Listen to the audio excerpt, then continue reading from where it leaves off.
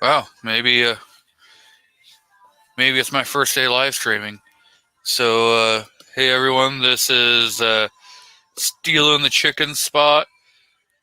It should be Gizzard Gary and foul territory going on right now, but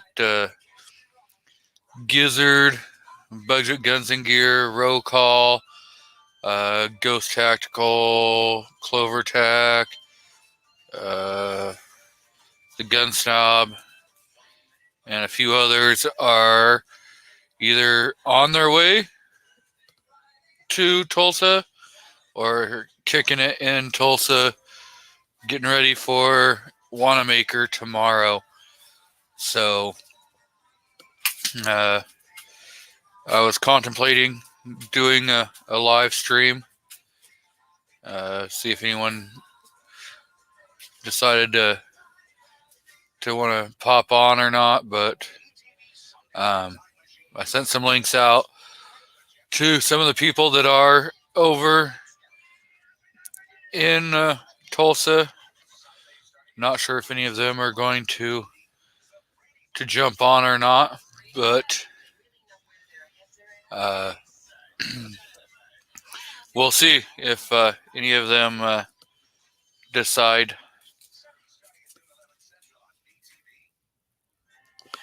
I do know it's what 8:30 at night over in Tulsa, so maybe they're exhausted. Not too sure. Um, but I figure let's discuss whatever anybody wants to discuss going on. I guess Portland decided they wanted to make the news again, and oh shit, there's hell a lot of people live right now. Uh, Regular gun guy is live right now. Uh, what's it? Legally armed America is live right now. Um, Night Strike's live. Uh, yeah, there's a bunch of people that are.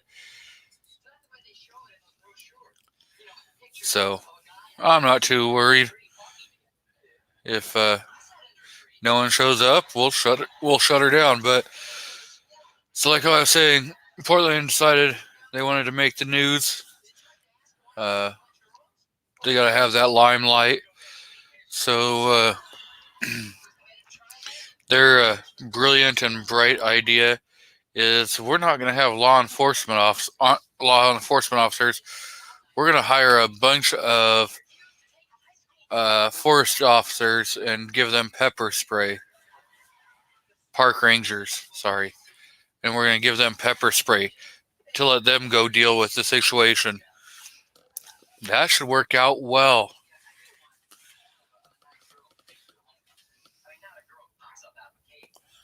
So, uh, I see we got 7 people watching, and I think I only see 2 people up in the comments.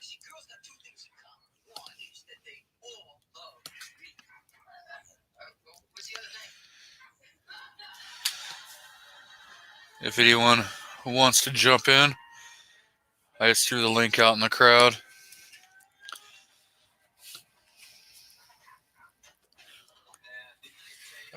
Carolina EDCs. What's going on, brother? So you're not down in Tulsa at the Wanamaker Gun Show?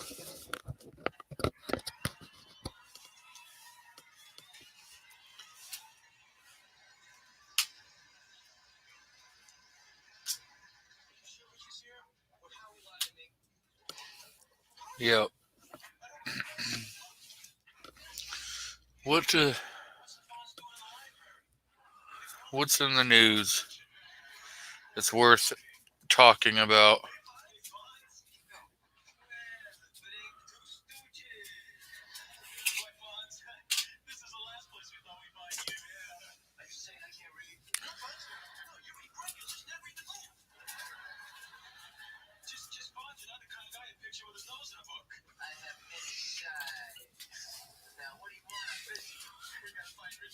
So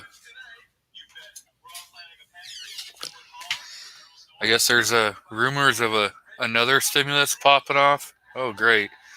My taxes can go up even higher.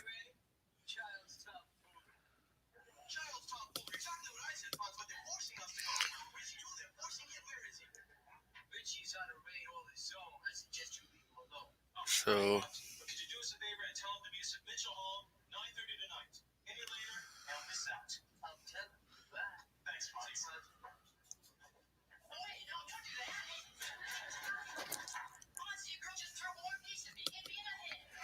trying to see if there's any.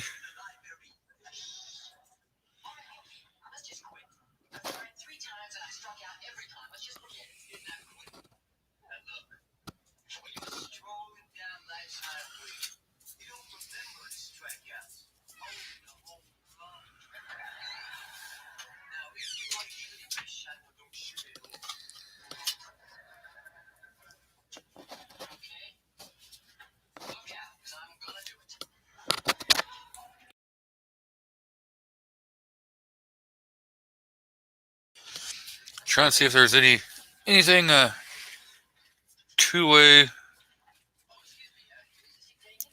I mean, we know that as of July, Tennessee is one of the newest permitless carry states, so that's pretty good.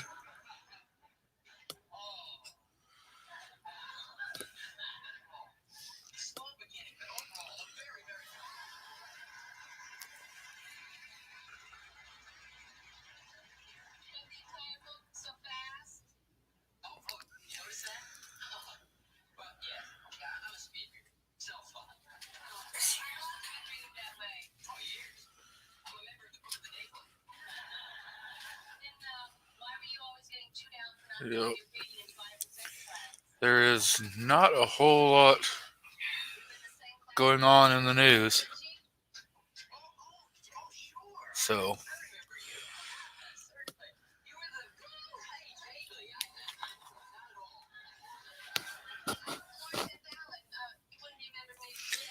yeah, G-Webs. I threw it out. Hope let me. I can shoot Ghost a text and see if he's around any of them. If any of them want to pop on.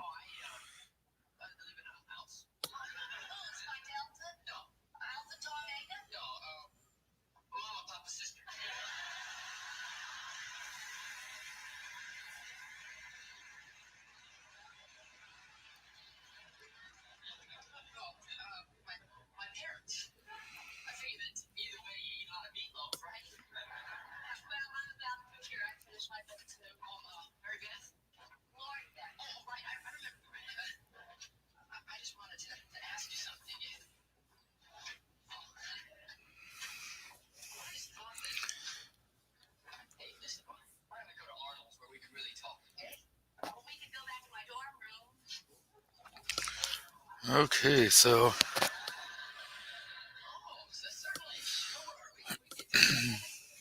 yeah, I just texted him. So not sure. I think defense dad's still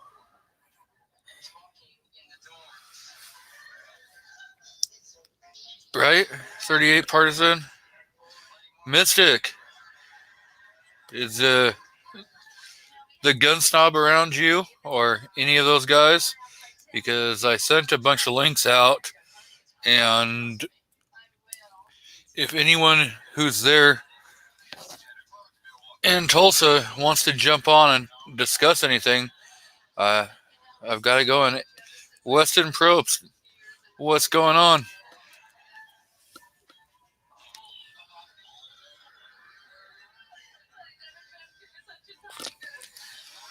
So if anyone is wanting to jump on, I'll throw the link back out.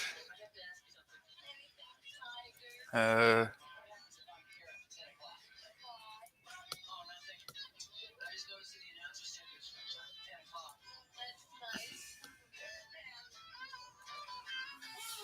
So the link is out there. I think Weston was saying he was going to be in Tulsa. He may just run over there tomorrow. So I'm not quite sure.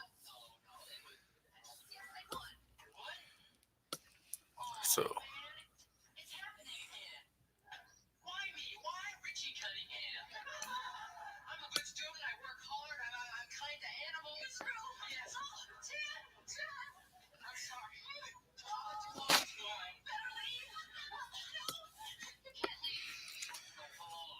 it's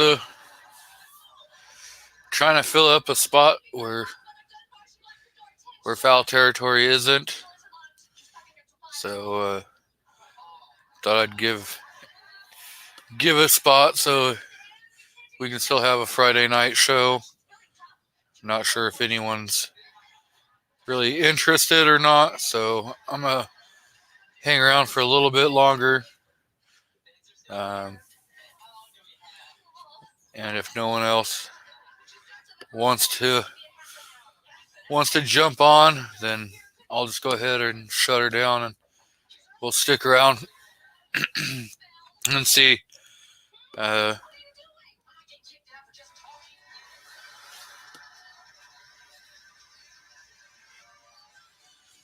So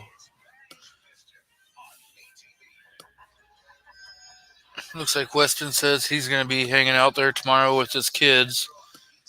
So hopefully they find something pretty interesting. If nothing else,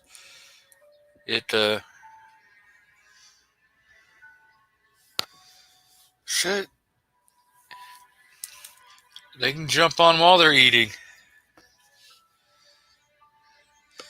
I don't know if I'm going to say it's going to be insanely packed. I'm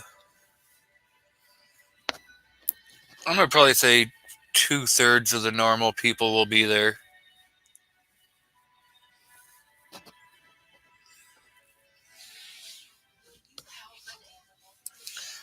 So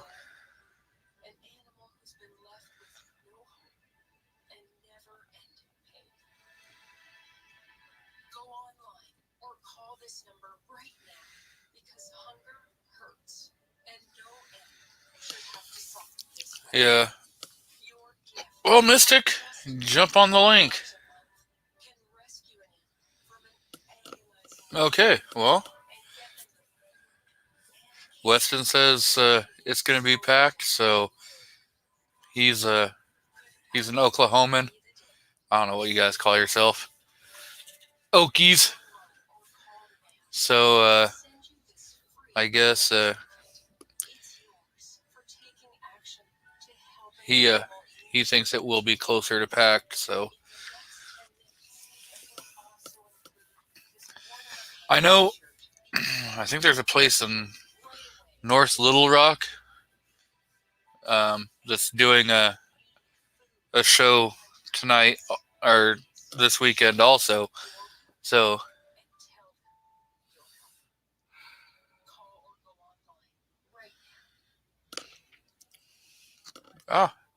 that's cool. So well.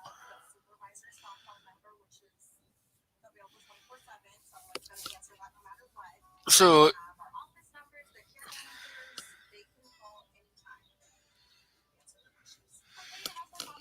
wow.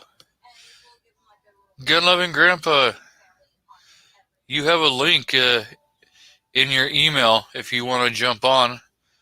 So I see we got Walter Davis out there. Welcome everyone. Rich White. Rich, there's a link out in the crowd. So you can jump on. I'm just trying to cover the foul territory spot. No, I'm not giving away anything cool because I wasn't planning this.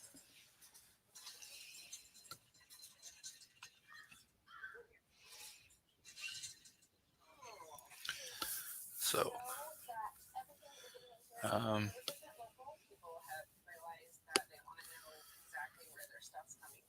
yeah, it's good to hear that there's gonna possibly be a packed house. So that'll be pretty nice. See stuff kind of getting back to normal from this scandemic or plandemic, however you want to look at it. So,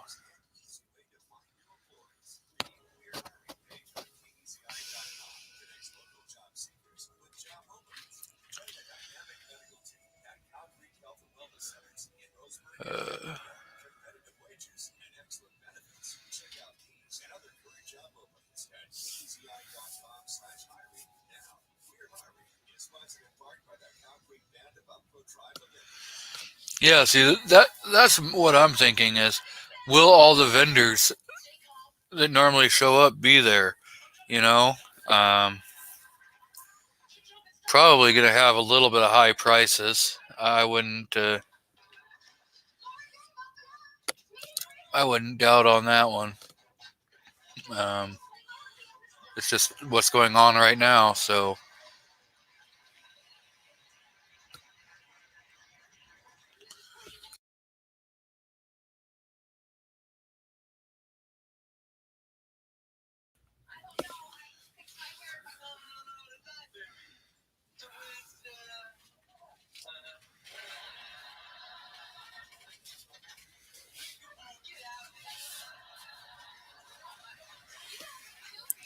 what's going on, Manny? So, great, great video you did yesterday on that Sentinel shotgun. So, I really hope you start getting a lot more subscribers out there. I think you got 48 right now. So you're putting out some pretty good content, even though you're behind enemy lines. Who's that? Manny Faces. Okay. He's in California. Yeah, I figured out when you said behind enemy lines, it's like the primary place where everybody seems to live that's behind enemy lines. Yep.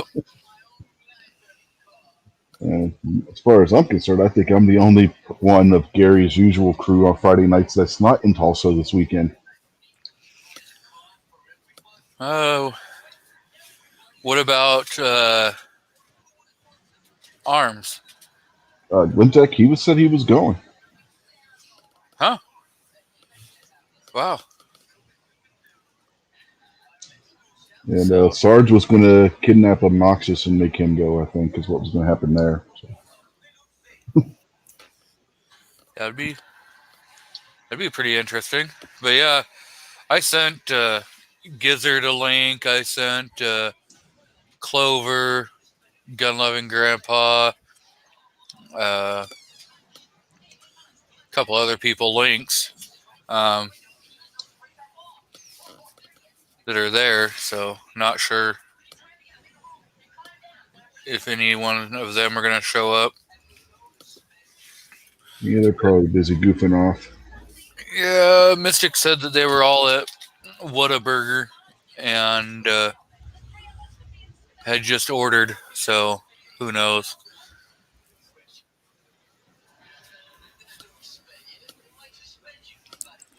Walter says that he's behind enemy lines in Pennsylvania. That's semi. That's like the demilitarized zone right now.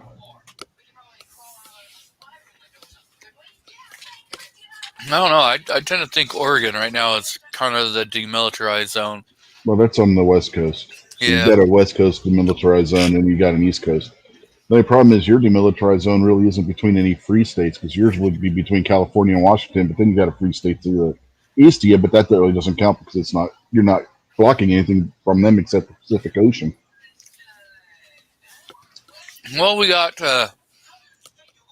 Idaho, which touches the northeastern part of the state. Yeah, but like I said, that's a gun-free state too. So I mean, you're not blocking anything from them except for the Pacific Ocean. See, the demilitarized zone, if you look at North and South Korea, separates the free country from the communist country. You're a demilitarized zone that's separating two communist states. I mean,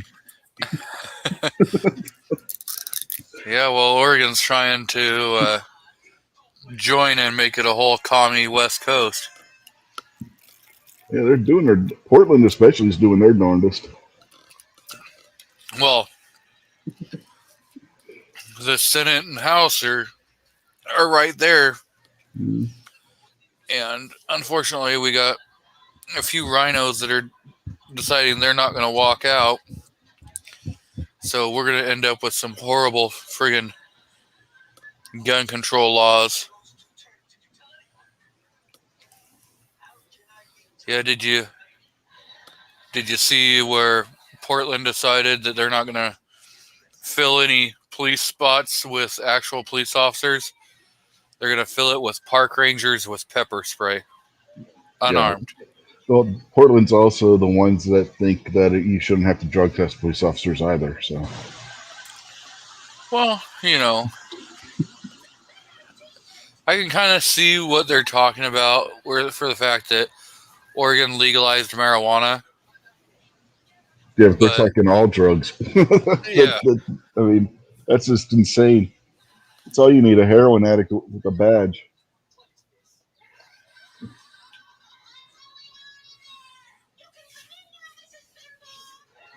Yeah, Manny's talking about dealing with the ammo shortage, but even if they could have ammo, you never know if you're going to pass that background check to get the ammo. I mean, that's like playing Russian roulette right there. Mm-hmm. So what's going on in your neck of the woods? Yeah, we just had the governor sign 2 pro-gun laws into effect. One of them allows people from out of state to come into West Virginia and get a West Virginia permit so that they can carry in other states. Like if Kingpin wanted, he could come here, take our concealed carry class, get our permit, and then he'd be able to carry in like Pennsylvania and Virginia. It's pretty nice. And for the life of me right now, I can't remember what the other one is.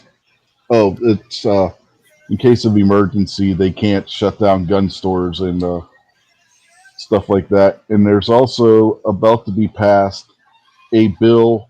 No, wait, that's the bill that's about to be passed. The other bill, which goes into effect in 90 days, will eliminate all sales tax on firearms and ammunition in the state. Wow. Well, that'll just cover the state imposed. It won't cover the federally imposed. Right. But still save you guys a couple dollars, Mm-hmm. So that's definitely a nice thing. I know Missouri and a few other states are really pushing hard at separating themselves from everybody else with doing all the pro-2A bills and stuff. So I don't know. May have to look at moving down south.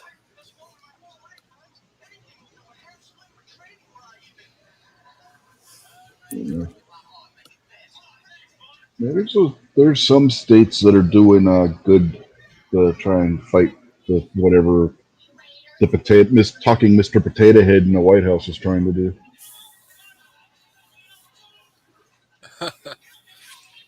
Yeah. Saying that he's going to name somebody to the AFT.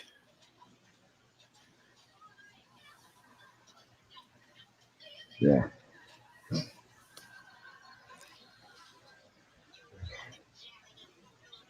And ghost guns are turning up at crime scenes. No, there's not a single documented case of a crime scene where a ghost gun was found at the crime scene. Well, what was it? I think Chicago or something said that they've found 53. Oh, so that's convenient. Everyone finds about to do this, they're saying they found 53. Up to that point, there hadn't been a single one documented. Yeah, that's the newer thing. they've said that they have found so far this year alone they have found 53. Mm-hmm. I believe that one too. I know Yeah, because I mean, so the only way I could see that happening is if somebody like broke into somebody's house, and those guns were grabbed during a robbery or something. mm-hmm. Yeah, the criminals that are going to steal guns like that aren't going to be the ones that are going to be taking time to do the work. The whole reason why they're criminals is because they don't want to do that kind of work in the first place. Well, yeah. I mean, one, a criminal is not going to go and buy a kit to build a firearm and stuff because you add up the cost it takes to actually build one of those firearms, and you're not saving a hell of a lot of going and buying a brand new, No, you're not. ready to go firearm. Yeah. Your local hood on the street can go and get a brown bag gun from on the black market for a hell of a lot less than a ghost gun would cost to put together. Yep. Well, so when I was doing stupid stuff, you could pick up, depending on what you wanted, anywhere from 150 to 300 bucks for a firearm. Yep.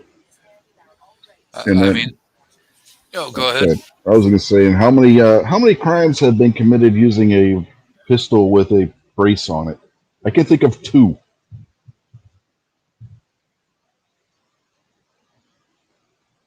How many can you come up with? I can think of two. Well, now there's probably if you go with the alleged mass shootings, yeah, probably like two. Yeah, there's two. There was the one in Dayton, Ohio.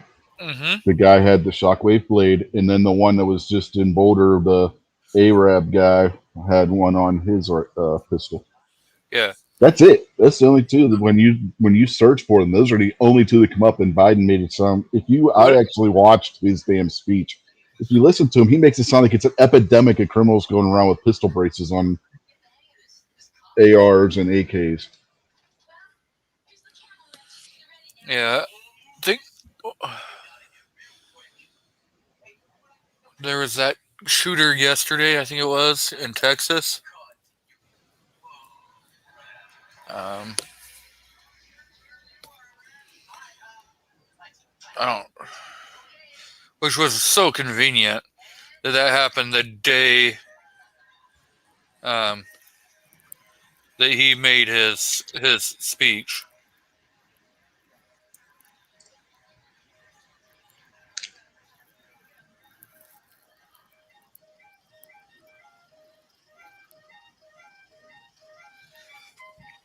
Yeah, I didn't hear about that one, so I really can't comment on that one. So, Texas shooting at Bryan workplace.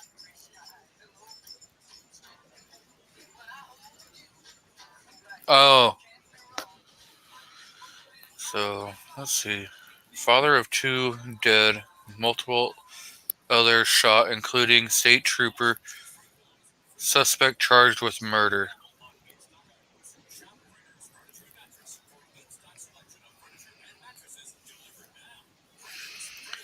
Yeah, he killed one and wounded 5 others at a cabinet manufacturer and was being held Friday on $1 million bond. Why have a bail at all? Just hold them without bail. I mean, I know, if you've murdered 2 people and injured 5 others. yeah, that's Okay, just so I guess he was arrested on Thursday after a manhunt. He was charged with murder and several additional counts of aggravated aggravated assault with a deadly weapon. What do you? They need to actually charge them correctly. He shot 5 other people. That's should be 5 separate attempt murder charges. Yeah, it should. You should have 2 first-degree murder charges and 5 attempted murder charges. Yeah.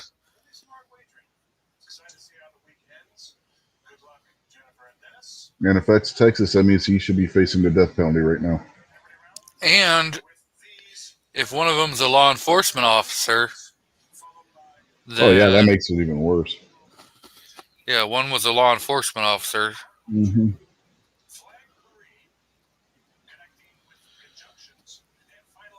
Of course, that would only make the sentencing worse if he's sentenced to life in prison, but that's Texas. So they're probably going to hang his ass. Well, he killed one officer, and another officer, highway patrol officer, was shot during the manhunt. Yeah. Yeah, he's going to the death row. So if he's convicted, I mean, let's give him the benefit of the doubt. Yeah, let's give him the benefit of the doubt, even though he was caught red-handed. We don't, maybe he's mentally deranged and he'll end up in a mental institution for the rest of his life, Now, Texas, I believe, is one of those states where they hold you until they say you're not crazy anymore. Then you can go on then you go and serve your life sentence.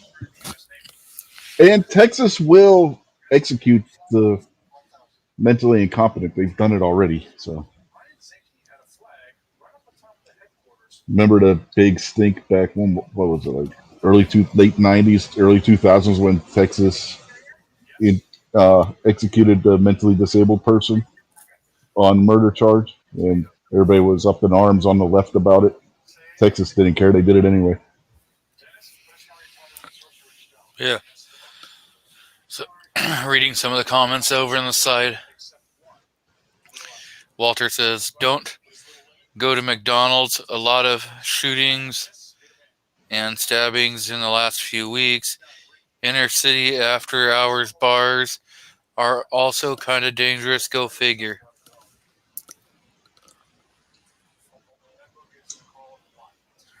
Walter Davis says mostly peaceful riots. That reminds me. Have you been following the Derek Chauvin trial at all? I watched a little bit of it, and at the beginning, I haven't really paid any attention after. Man, I don't know what you're seeing, but the way I'm looking at this, he's going to be acquitted before the prosecution's even done with their case. Yeah, what I saw, which was I think day one. I mean, even their own people were pretty much saying he didn't do anything wrong.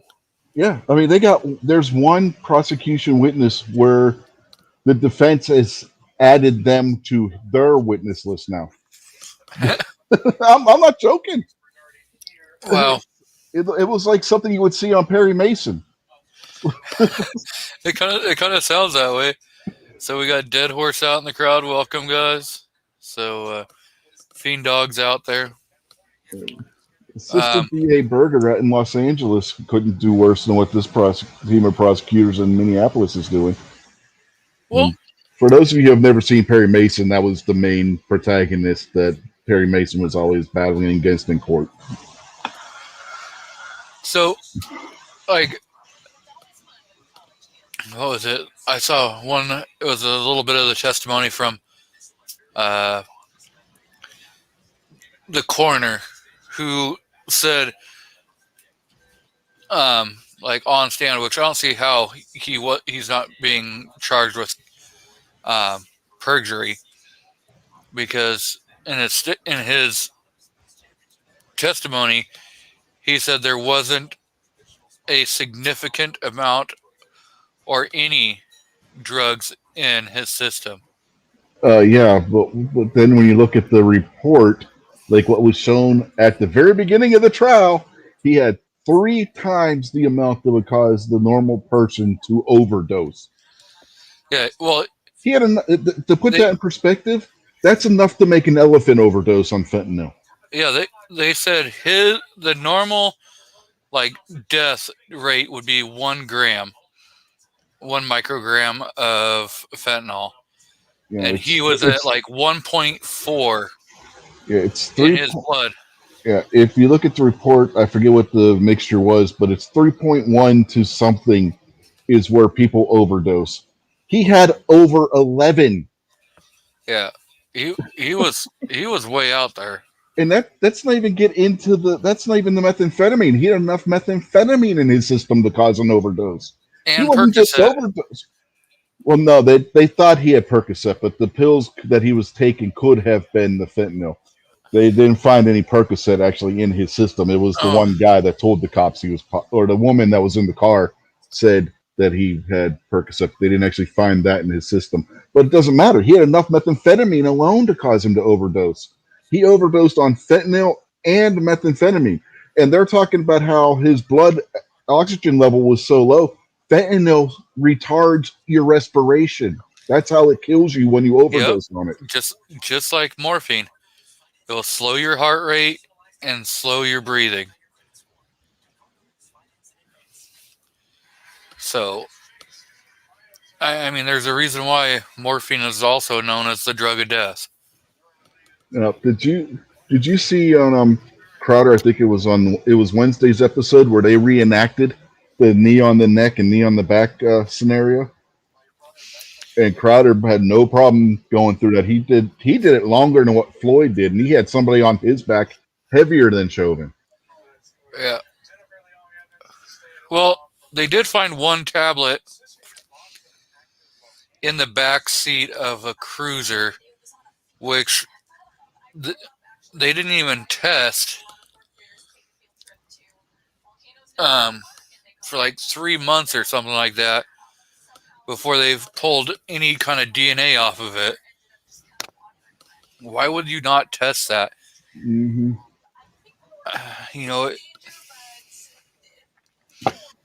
But yeah,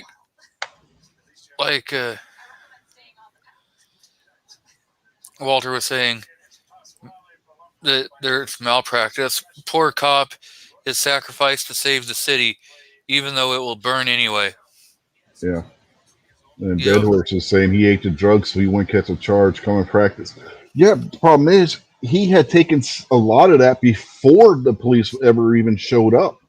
If you pay attention to what they were telling the cops in the video, particularly the drug dealer, he was already starting to fall asleep at the wheel and stuff after the guy from the convenience store came out and started telling him to give him the cigarettes back. Yep. He had already taken a shit ton of drugs before that. When he tried passing the fake 20? Yeah, which is why they had him pulled away.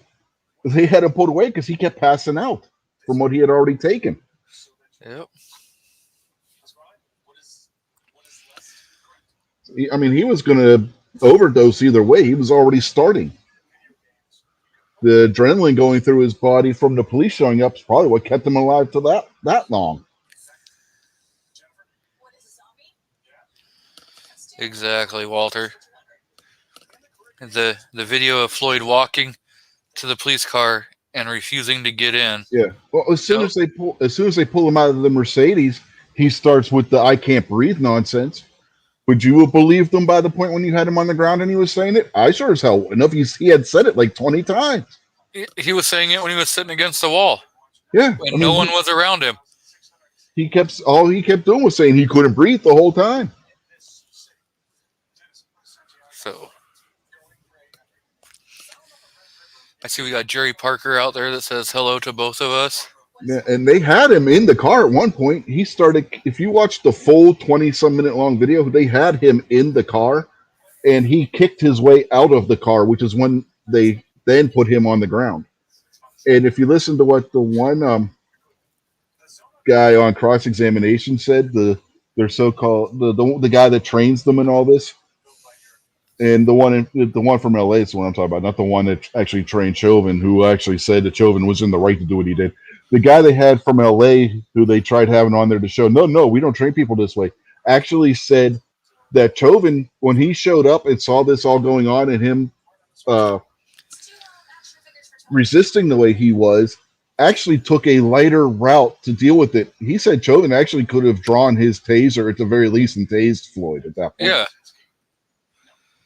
I mean, most police officers would have tased him way before that. Yeah, when he started kicking in the vehicle, they would have opened the door, tased him, and then hobbled him. Yeah, he said the way that Chauvin chose to handle it was actually the more peaceful way to do it to try and de-escalate the situation. That's what he said on cross-examination from the defense when the defense was questioning him. The defense, just about every witness the prosecution has polled, has deconstructed their testimony and got them to say that the defense got them to say exactly what they wanted them to say. Yeah. If in an equal world where everything is equal and you don't have all this non-political correctness and shit, Derek Chauvin would be acquitted. Derek Chauvin would have never been charged. I mean, even if he were charged, I mean, I'm talking about just as far as the trial is concerned. There's no way he can be convicted with the evidence and the testimony that they've been getting. Yep. I mean, so far right now, you know, most of the time, a judge would have already ended this trial. Would have been like, you know what? There's more than enough reasonable doubt. We're done. Yeah, I mean, Dead Horse says the Floyd arrest was passive as hell. Yeah, they accommodated the guy at his every request. He's the one that asked to be put on the ground. Yeah.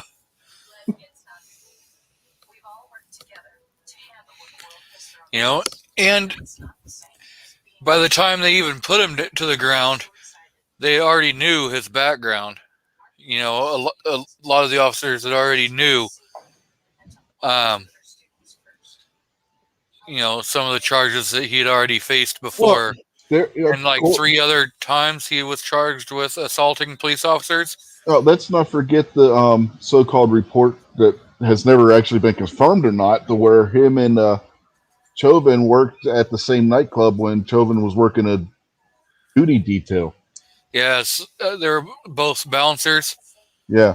So that could be another reason why Chauvin didn't pull his taser. The defense actually made this case in court, too.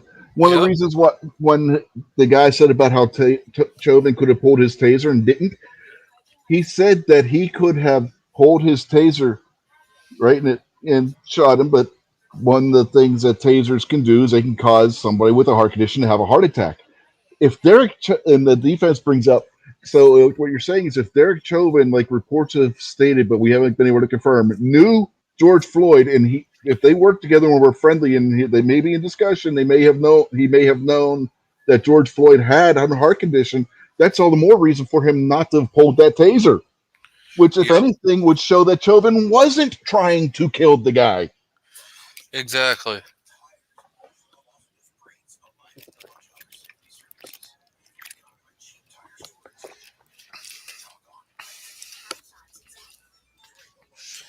Yeah. I don't know. This is probably the worst case for them to try to prosecute as a police brutality case. There's other cases that could have been put in as a police brutality, you know, case that would have been probably closer to a 50-50 shot. I don't know. From the very get-go, I was like, there's no way. This is just a big waste of taxpayer money. And all they're trying to do is keep the anger over, you know, Floyd's death going, you know. Mm-hmm. Even though it's self-inflicted, they're still trying to cause that anger to help divide and keep us divided, you know. Yeah. And Walter Davis brings up that it was odd that Chauvin had his hands in his pockets. Seemed like no weight. Turns out it was minimizing convolutions from ODing. If it was an epileptic seizure, that was the right thing to do. And another thing, if you look at the way Chauvin was on his back, he only had one knee on his back. When Crowder and them reenacted it, they had it where they had both their knees, one on it up towards his neck and another towards the small of his back, where Crowder actually had more weight on him from what he had his guy do than what dipshit did, Floyd. Oh yeah. If you look at where at least the one picture, the one that you always see, the picture with him where his knee is near his neck, have you noticed where his other knee is? It's on the ground. Oh yeah. You know how hard it is to put all your weight on the knee that's not on the ground in that position? It's not easy. I'm pretty sure it's almost physically impossible to shift your weight 100%. So that for him to shift his knee 100%, his weight 100% to the knee that would have been on Floyd's back in that picture, his hands would have been had to have been on the ground on the other side of Floyd. He would have had to have been leaning over that far. Mm-hmm. And since there was a vehicle in his way, he could never have done it. Nope. Dead Horse says, I've had more physical encounters just trying to get to the electronic section on Black Friday than Floyd arrest. Yeah. You ever play football and have a 300-pound lineman laying on your back? That was more than what Floyd had on his back, and trust me, I could breathe with the 300-pound lineman on my back. I played Iron Man football, and I was 225 when I was playing football. So.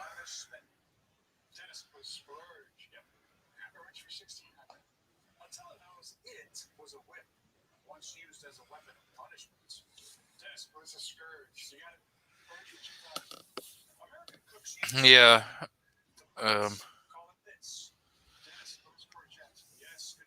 Walter says the guy's going to go to the cross for the cause. You know. Dead Horse. He's had more physical encounters just trying to get to the electronics section on Black Friday. Yeah, yeah, I know, right? So, I don't know. I know.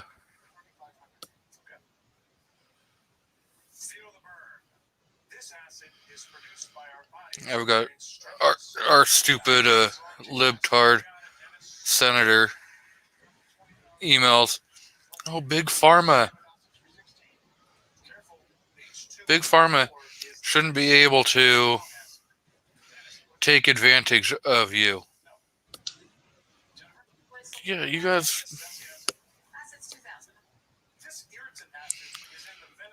This so they can post more of their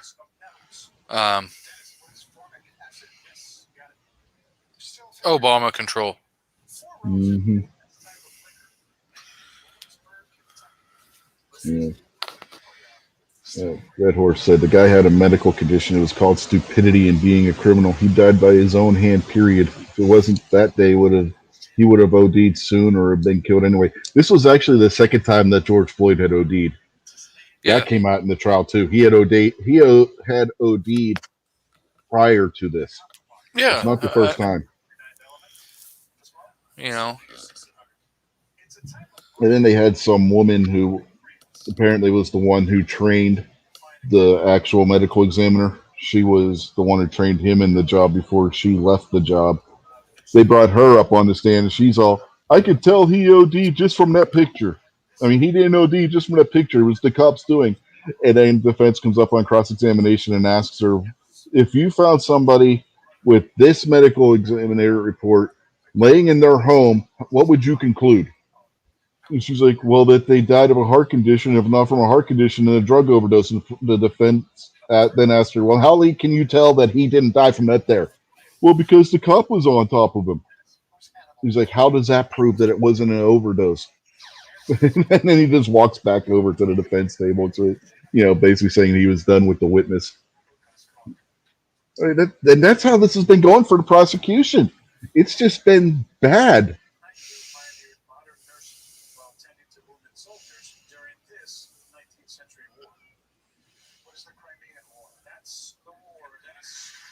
And Deadhorse asks, if it was you personally, Floyd had just given fake money to for something of yours with value, would you have called the cops on him? You're damn straight.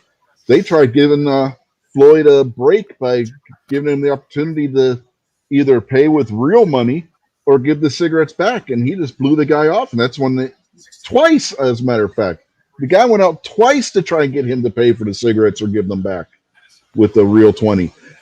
And by the way, let's not forget that right there, it could be charged as a felony because it's a felony to pass fake currency. Mm-hmm. Texas Bullet says, crackhead ODs while being arrested for using counterfeit money. Family gets millions in settlement before trial starts. Mm-hmm.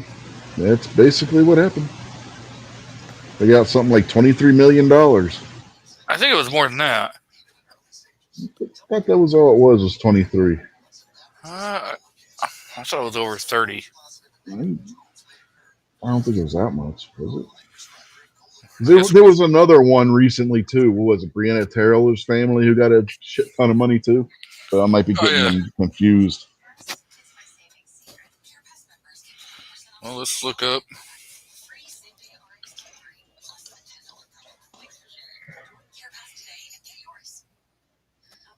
$27. They got $27 million. $27 million. Yeah. So we were, split the difference. We were both right. Right. Close enough. Yeah. I knew it was 20 something. That much right. Yeah, I thought it was like 30, 31 million or something. I wasn't. It is what it is.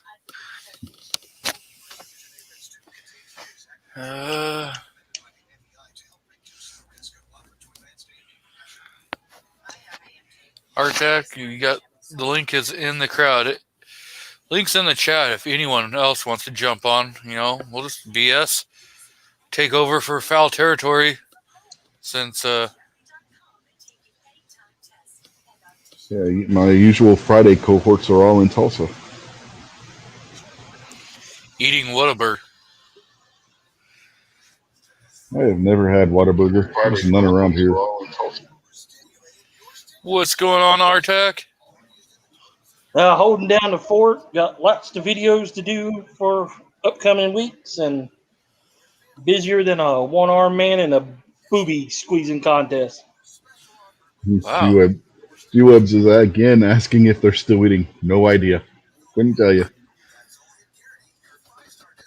So, I think I'm going to start forwarding you all my videos to have your daughter edit and then send them back to me. How's that sound? That'd be a bad idea. I could barely get her to do mine. Well, probably. See what you got to do is get her to start charging, and you can open up a small family business, and then you can charge G23 to have her edit the videos. Then she'd be all for it because then she'd be getting money. That's a possibility. She made it clear that she wants to introduce herself to everybody. I said, well, we'll do it on G23's talk tonight. Yep. So you can see if she'll do it then. You can ask her when she'll come in here and introduce herself and all that.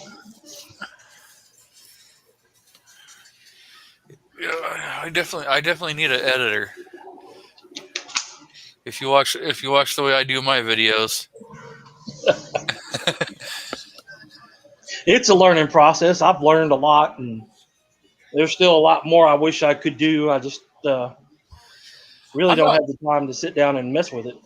I'm not computer savvy. I'm not tech savvy. So the editing that is done is about the most you're probably going to get out of me unless I get an editor. Welcome, Mr. Wheeled and Well Armed. How's it going? Good, G23. How are you doing today? Doing great. So since Gizzard Gary and Budget Guns and Gear both decided they don't want to do their shows tonight, I figured, hell, we'll just go live and try to hold down the fort. Yep, good for you. I heard things were out there a little bit quiet. There were only two of you guys out there, so I thought I'd jump in and see if I can help or comment. Seems like a lot's going on right now with 2A and, what all we could talk about. My family's on spring break up in the mountains, so I've been home alone doing some gun tube videos and, having fun. I'm backstage. Oh, I'm in the show. Fuck yeah. Mr. F&H has made it, so. Fucking made it. Yep. Yeah, no, shit, for the first, almost 20 minutes, I was all by myself. And then Rich decided he was going to jump in and save me. Yeah, I was in that Legally Armed America chat. I was too. That guy has, and he has 260-some thousand subs. Yeah. I was trying to manage that for him, and because he had a live stream earlier in the day, and I caught it, and he was saying, "Hey, I know I haven't done these forever, but I'm gonna do one tonight." And I was like, "Damn it! All right, I'll be there." Because I used to be his mod way back in the day when he used to do those all the time. I guess he's been too busy to do them. Yeah. But he puts out fucking awesome content. He does a good. He does a good live show as well. And I particularly like his, when he did the comparison of the 45 and the 9mm and the 40 caliber with the ransom rest. That was a great little series. Do you remember the Gun Bullies? He beat the hell out of those rock islands. Yep. Yeah, he's done some really good, quantitative analysis, deep into the numbers, for, people might laugh at somebody from Louisiana, not me, but, somebody would, and, with the Southern accent, but he really does, get down into it and reasoning why and figuring out why. And, he, had some people that came through with helping him with the, I can't think of the red dot, Extreme X. Is that what it's called? Who are we talking about? I had to step away for a second. Legally Armed America. Talking about, yeah, but he had that when he was quantitating the kickback of using the ransom rest, but he was doing it in conjunction with that Extreme. What is that gun training system? Oh, Mantis X. Mantis X, and he actually had the Mantis X people, helping him, and he was out before the Mantis X X came out, the X series or whatever it was. Turn the fan on low. Yeah, I for some reason couldn't remember that, and I was like, oh yeah, that actually happened. You got low? That was really cool. Yeah. Yeah, he was using the Mantis to show the recoil. Yeah. Speaking of Mantis, go ahead. Go ahead. Well, speaking of Mantis, I got a Blackbeard AR-15 trainer. Has anyone seen that? It resets your hammer on the AR-15 when you dry fire. Legally Armed. And the one I got has a green laser, so when you pull the trigger, it shoots a green laser, momentary. And you can zero the green laser and everything. It's fucking so cool. So is that part of the Mantis X for ARs? It was $270. I think it's normal $250, but I had to pay taxes in Missouri for some reason because they have an office here or something. And anyway, so and I think it was cheaper. I think it was closer to $200 maybe if you don't get it with a laser. But it'll reset the hammer, so you can you can do weapon manipulations and dry fire on a target. And if you get the one with the green laser, they have I haven't used it yet, but they have a trainer app for your phone. So he was talking, there's another device that will reset your trigger so you don't have to keep pulling your charging handle all the time. Yep. So it will automatically reset your trigger just like if it was chambering a new round. So you could use that. You get follow-up shots. you could use that in along with the Mantis X, so you could do it like simulating live fire and have dual training purposes. Yeah. Well, this is called the Mantis Blackbeard. Okay, so it's in the Mantis family. It's just a right. If you go to their part. product line and you expand that, and then look through there, you should be able to find Blackbeard. Mm-hmm. Now, I'll warn you, it pissed me off. I waited almost 8 weeks to get this damn thing, and it took like way over 24 hours to charge it, and it never did get fully charged. But it is fucking awesome. So you know what I mean? There's that. So it's I fired the electronic. shit out of this thing yesterday. Like my wife didn't get pissed off or anything because there was no rack into the action. It was just like for like ever. And I had a mil-spec trigger for like the first half hour, and then after that I probably spent like another half hour on a Geisley Super 3-gun blower where I was just like, this is fucking awesome. So it's electronic, unlike the pistol setups that are CO2 powered. Right. Yep. You can just charge this shit off a USB charger, whatever device you got to charge. It is super awesome, man. But it must give you some sensation of a kick to manipulate that metal, right? No, nothing. You take out the bolt carrier, you take out the charging handle. Okay. You safety check it, and you now. take out the magazine. And so the battery pack is the magazine. It's magazine shaped. We'll say like a 20-round mag or something. Mm-hmm. And then the bolt, like literally to me, just looks like a giant red dildo with like a charging handle shaped like a key on the end of it. Where you're like, what the fuck am I supposed to do with this? And you stuff it into your lower, and you know what I mean, or your upper, excuse me, and you pin that thing. And put your magazine in, it like chirps basically. And after that, yeah, some bitch runs. It's really neat. You can manipulate the safety. And what I worked on was just like really gripping the shit out of the rifle, and really pulling pulling it in, and then focusing on just doing like rapid fire manipulation, transitions, movement, that kind of thing. Where it's with just. Do you think it would work with on my walls? I don't know if you guys do.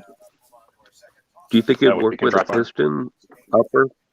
Yes, it does work with a piston now. They actually just redesigned it. So that's why I waited 8 weeks. I don't know if that's typical of their company or not. Like, I was pissed. But they said what happened was I ordered while it was in stock. Somehow I slipped through the cracks, and they ran out of that stock, which only worked with direct impingement. Well, in the meantime, they've actually been redesigning and getting ready to launch this piston compatible system for the AR. So now it does direct impingement and pistons. But I was kind of pissed because I'm like, dude, that doesn't even fucking help me. And ARs, like, they used to cost like $400 or $500. They're now like fucking $1,000. Like, I'm not getting a piston AR right now, and I have the scars. So I'm not getting, you know what I mean? I'm just not getting one. Yeah. But yeah, that definitely fucking works for you. So you should get it ASAP.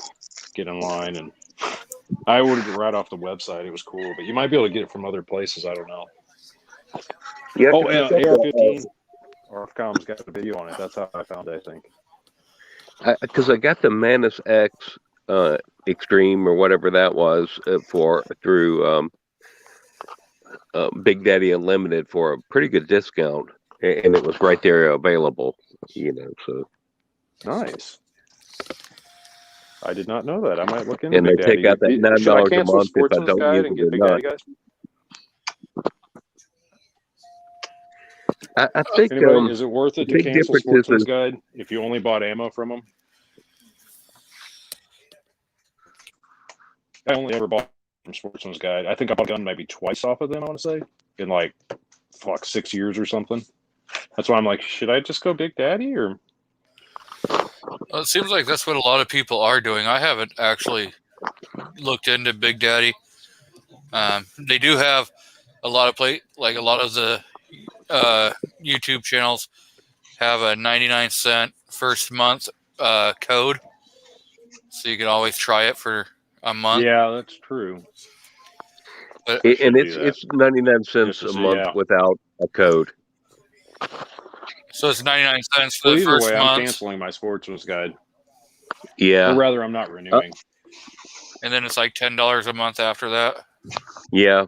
I mean, it's $9.99 a month after that. But even if you just buy one scope a year, it's going to save you. I mean, the one scope I bought was $120 savings. So you just hate seeing that $9.99 go You out. saved your membership right there with one purchase, as long as it. Well, how much was the scope? Well, the scope was like I think it was like an $800 scope, and I paid $600 for it. Nice. Okay, So- well, I mean, yeah, that's decent. You got 25% savings. I also bought also bought the Remington X-Tac 14. It's a semi-automatic shotgun, kind of like the Shockwave. Oh yeah. Remington. Shit, yeah. I got that for $350, and it was selling for $800. So that was real insane. Holy shit.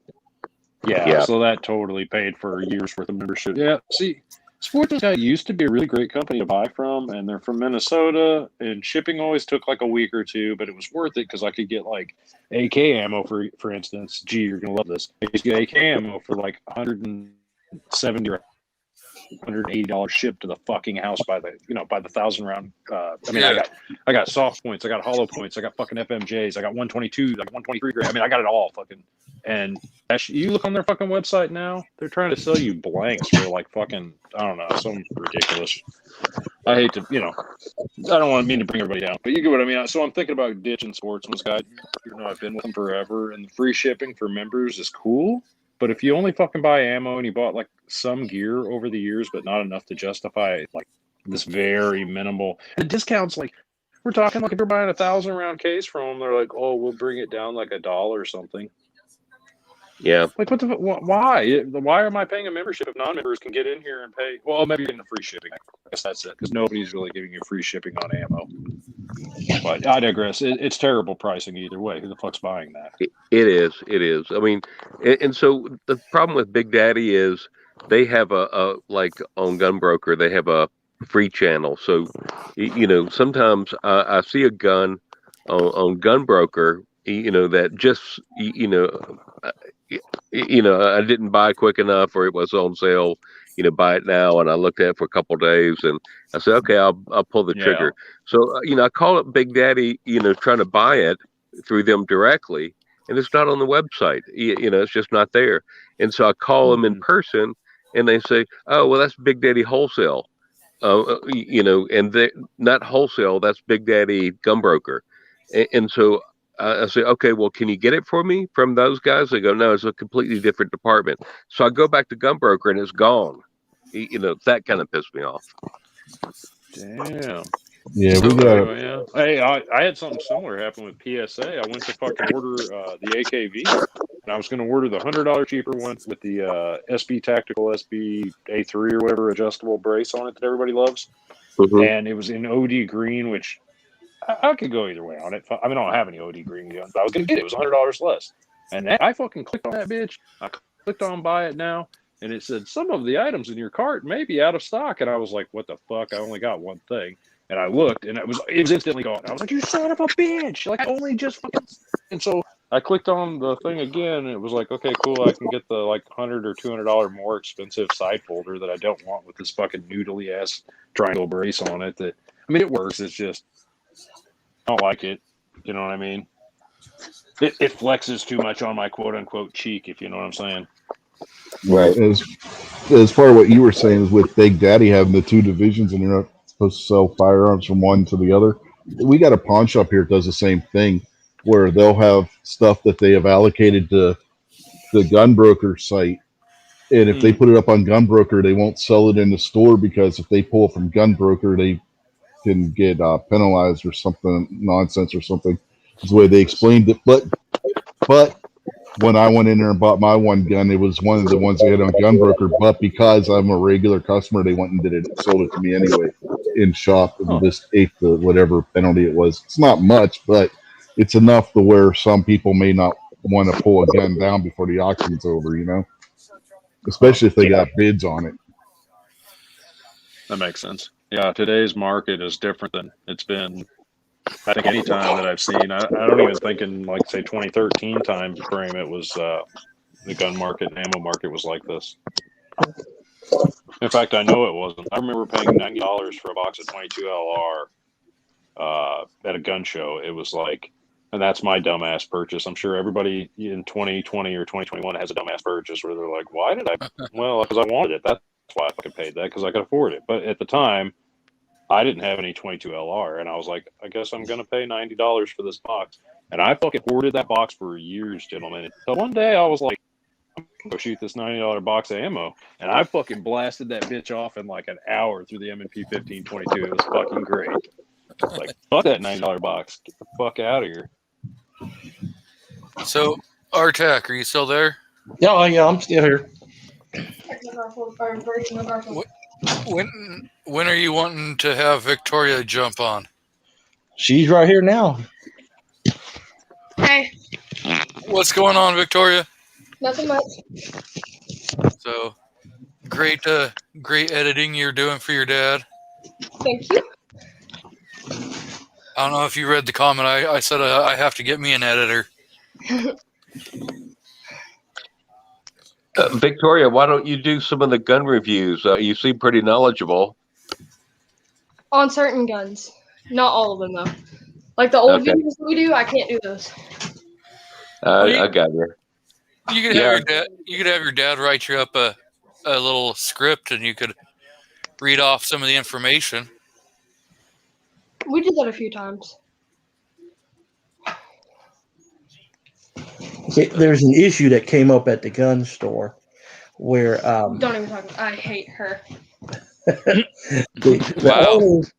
owner's wife is the owner's wife might be jealous.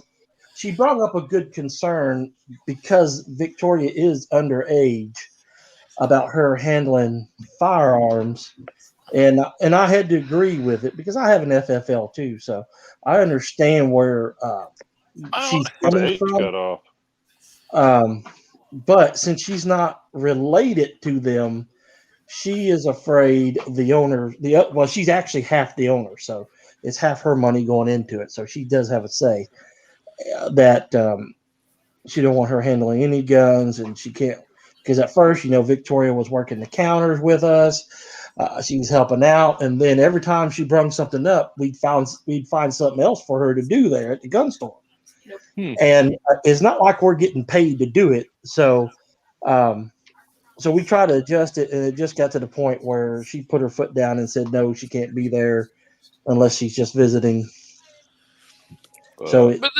But holding the firearm, I don't know how many times, like out here, I see kids, where dad or mom is, letting the kid handle a firearm in a FFL. Is it a insurance thing or a state or federal thing? What is no, this? she's afraid it's an ATF thing, and I've looked over everything. See, they've only been open for like 5 years, and they have never had their audit from the ATF as of yet, which is kind of odd for them to be a active gun shop and not have an audit within the first 5 years. Oh. So she's afraid that someone will come in, see her there, and assume that she's working the counter, which, well, actually we had her several times doing that. And they would get in some type of trouble. So like we had, when I worked in some convenience stores and in some major grocery stores, you could have people under like 21 or under 18 working the register and stuff, as long as there was somebody over the age of 21 that was there when any alcohol or tobacco sales were happening. Right. Walmart, the young ones don't even touch the booze or bullets or whatever. Yeah, that's typically what it would be, as bullets. Like, they couldn't even touch it. They'd have to get somebody over 18 to do it. Right. So in Tennessee, there's plenty of places here that hire at 14. Oh, wow. And you turn them what? 14 in July. And Victoria will be 14 in July. So, but the thing was, it kind of hurt her because she was They got her a work shirt and everything, and David did, the owner, but it's his wife who is the one throwing the Yeah. honestly, at this point, I think it's jealousy. I was gonna say, if Yep. Mama ain't happy, ain't nobody. Right, So and it was causing issues between husband and Guess I'll wife. name So, drink. Yeah. So yeah, I think you know what. My wife may be in hearing distance, but I don't think it's a secret that we probably are all on the same page. Like we live to not get bitched at. Yes, honey. Yes, dear. I love you. right. That's fine. I don't know. Like sometimes we gotta fucking, butt heads, but like we try not to. Like I'd rather just have like a wonderful life. Yeah, but I don't know. I live on the policy of it's easier to ask for forgiveness than it is to ask for permission. I agree with you on that one. Oh no, so my dad passed away. I'll give you a quick one here. My dad passed away, and my mother was like, we were in the basement, and she was like, "What's that blue tarp over there?" I swear to God, it was a fucking tarp big enough that it used to cover my dad's '77 Land Cruiser. And I was like, I don't know. We uncovered this fucking tarp, gentlemen. It was like all the coolest guitars and fucking just bass guitars and like fucking amps and like wah-wah pedals and just fucking you name it. My dad had just like, it was almost like he was stocking for the apocalypse to play like band. You know what I'm saying? It was pretty cool. Like, but my mom was fucking pissed, gentlemen, because she had no idea that my dad, they had their own separate professional like lives and shit. And basically, like, as long as the bills were paid, it was like you do whatever the fuck you want over there, as long as it's not endangering me over here. And he just apparently stockpiled a shitload of guitars, and she was kind of upset that she never knew about any of it. So I don't do that shit to my wife with my gun collection. I'm like, hey, I'm gonna get this, and if if we have a disagreement about it, I'm pretty much just like, that's fine. You know what I mean? Our money situation really better than I do. Yeah, my wife doesn't care about what guns I get because she shoots them too. She'll shoot them too. It's just sometimes she's more sensible than I am, where I'm, you know what I mean? I'm more like, what I really wanted. Yeah, my wife is already telling people that my 627 is her 627. It's like, no, I don't think so. Yeah, I think I got a 77 Land Cruiser in pistols sitting around here that my wife doesn't know about. So I know SS Pawn is out in the crowd, and he says he's out there in Tulsa. So I do know the link is out in the crowd, Mr. SS Pawn. If you want to jump on and kind of, that's how I found it. I was like, give a fucking photobomb this shit or whatever. Give us some updates on how the prep is going for tomorrow's show. So, dude, hey, moment of silence. Listen to this. I was 2 to the chest, 3 to the head. The Blackbeard Manisex. It's pretty sweet. With super Geisley Super 3-gun trigger. Yeah, I see we got TPC out in the crowd. So, welcome, the Poor Conservative. So, Artak, are you gonna? I know you've got Miss Victoria helping you a lot in your stuff. Is there, I don't know, way you're branching? You're thinking about branching differently, or you gonna keep her kind of the same the way that you're going now? We'll probably do the same thing for now, and then, like on some of the other guns that we have here to do, that doesn't involve the gun shop, she'll be involved in that. She'll still handle all the Magazine Monday deals that we got. We just started the UTG Thursday deal with all their products because they make a lot of stuff and they're made all over the place. But yeah, she'll still do videos and this and that. Not as much as I would like for her to do, but more than what her older sister does with us. So, yes. You gonna have her do any of the shooting video, like shooting in the range part, or you? Oh yeah, we'll do some range videos. Her problem is that she don't like shooting anything other than 380 or 22. What about 38? You know what? I've never had her shot any to 38 specials yet, so she can do some of the. Yeah, she'll be able to do that. Because 357 Magnum, that'd be all right. Well, yeah, she'll shoot 38 out of that. She won't shoot 357. No, that's what I was saying. Yeah. 38s out of a 350, out of a heavy 357 Magnum would be all right. Well, heck, you get an end frame where it feels like 22. Get an end frame 357, and you won't know the difference between 357 and 38s. I got an old school Dan Wesson. It is fucking awesome to shoot 38s out of that. Yeah, I honestly got with my 627. I got the 4-inch barrel model. That thing with that 8-round cylinder, as heavy as it is, you really can't tell the difference that much between a 357 round and a 38 going off. No, you can definitely tell on mine. It almost feels like hollow, where you're like, whoa, that was a trainer round. Yeah, she hasn't shot my Smith & Wesson Model 13 yet, so that would be the test. I think she did shoot my Model 65 Taurus. Have you seen that Kel-Tec that holds like 33 rounds or something crazy? Yeah, that CP33. That is like the only Kel-Tec I have seriously considered. Not like I held it in my hands and thought about it, but just like I thought about it. It's got a really thick grip on it. Oh, I never thought of that. I bet it would. Yeah, it does. It's like, have you ever held the PMR 30? No, I really never messed with Kel-Tec. Seriously, I've maybe glanced at those. What is it? The 2000, whatever that gun is, sub 2000. Yeah, the sub 2000. I got hooked, but I've never picked one up or anything. Yeah, so I picked it. I got hooked on Kel-Tec with that sub 2000. Oh no shit. Yeah, I got it. That thing is a tack driver, and then I went after I bought that. I bought it 9mm, not in 40.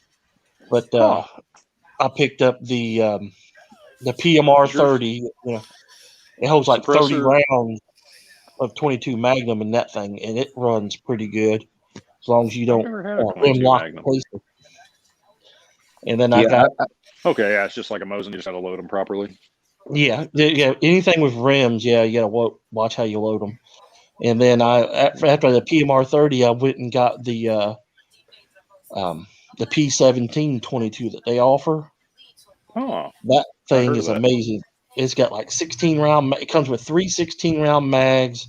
It is suppressor ready.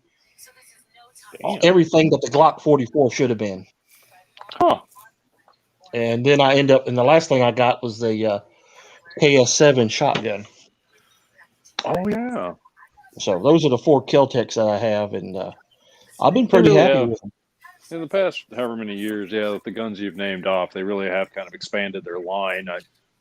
I can self-admit I'm one of those people. I have not only trolled people, but I'm kind of a fucking gun snob where it's like I want more gun for my money, and God damn it, I know everybody does, but I work hard for my money, and I want to save up a little bit more and I want to buy something really nice, and I'm hoping to still have it when I pass away. My kids could have it. You know what I mean? When I'm hopefully really, really old, and that shit's worth like a really lot of money, because you get what I mean. I saved up and bought the better thing, which there should be less of because less people want to do that. It seems like, which it's okay if you want. You know what I mean? Like I started off, I was like, I want the most gun I can get for the least amount of money, and instead I'm just, you know what I mean? I don't know. I just try to come up with a mid-grade budget, I guess. So Stan says, I was at the show for a half a day today, going all day tomorrow. Ammo is stupid price. Firearms are about 100 more than they should be. So, yeah. I'm not surprised. And apparently, Sarge didn't go through with his threat to kidnap Obnoxious, so Obnoxious didn't go. Yeah, I've got the sub 2000, and that's my only one by Kel-Tec, but I really like it. When I got it, it had a the biggest burr. It felt like on the trigger. It felt like a thumbtack. It was so painful shooting, 100 rounds that first day. I'm like triple stage I trigger. just kept. I know on a burr on the trigger of all places, and I had that on something else. I can't remember what it was years ago.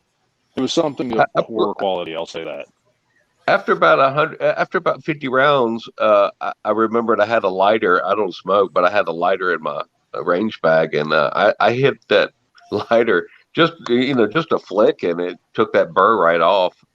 Smelled bad, but so that was my big first upgrade for the sub 2000, and then I went to the M Carbo company.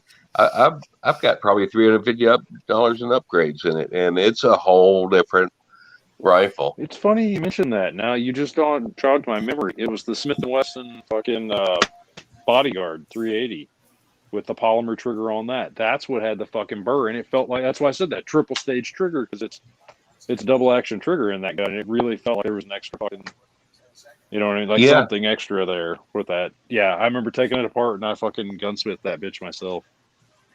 A buddy of mine, he used to shoot the A10. A buddy of mine shot the A10 when he was in the military, and he said when they learned to shoot it, as soon as they put a thumbtack on the trigger, and as soon as you could feel it, you've shot, I don't know, 25 rounds or something like that of, with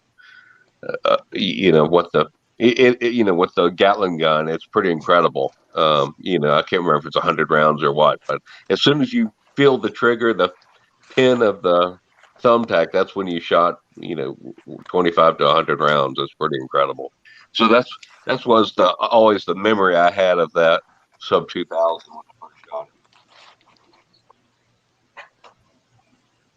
it. I think somebody else was telling me a story recently that just similar to that, and I'm trying to think what the hell what they were. He was doing something to the trigger.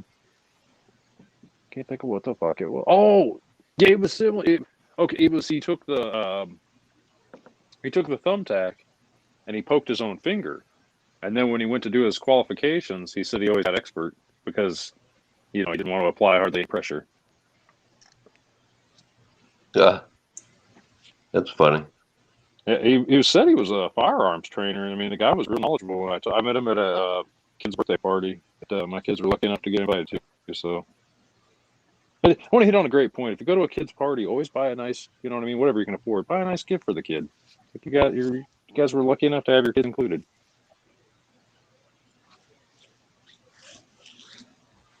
Everybody disagrees. Fuck y'all. Well, I've got twin 9-year-olds, so that means I have to buy 2 presents. So, we go for $20 each. Oh no, I meant for the kids' party that you're attending.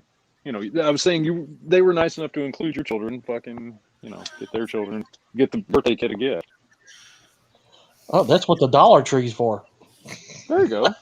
Well, that's what I said. Whatever you can afford. Or Family Dollar, either one. What about Dollar General? No, Dollar General costs too much. You want to go to the Dollar Tree or Family Dollar and get one of those dollar gifts. What about Fred? I'm just saying, think of when you were young and birthday party. I remember once I was at a birthday party where the kid had a slip and slide, and dude, the gift that my parents got him was like this little wooden skeleton of a dinosaur that you put together yourself. It was, and then the kid, like, say a few months later had that up on a shelf in his room, and I was like super envious, just like, oh, I want a dinosaur. Even though I really didn't, just one of those things. Anyways, that kid was awesome. I was lucky enough to live down the street from him. Like I said, they had a slip and slide and all kinds of cool shit. So, yeah, I don't have to worry about kids kind of stuff because, well, I don't have any. I mean, it could happen, right? I'll be a very rich man if it does because I paid good money to have a vasectomy. Jesus Christ! Why would you fuck with your friggin' berries? So, no. Bro, you were supposed to use that for... You've been shooting blank, son.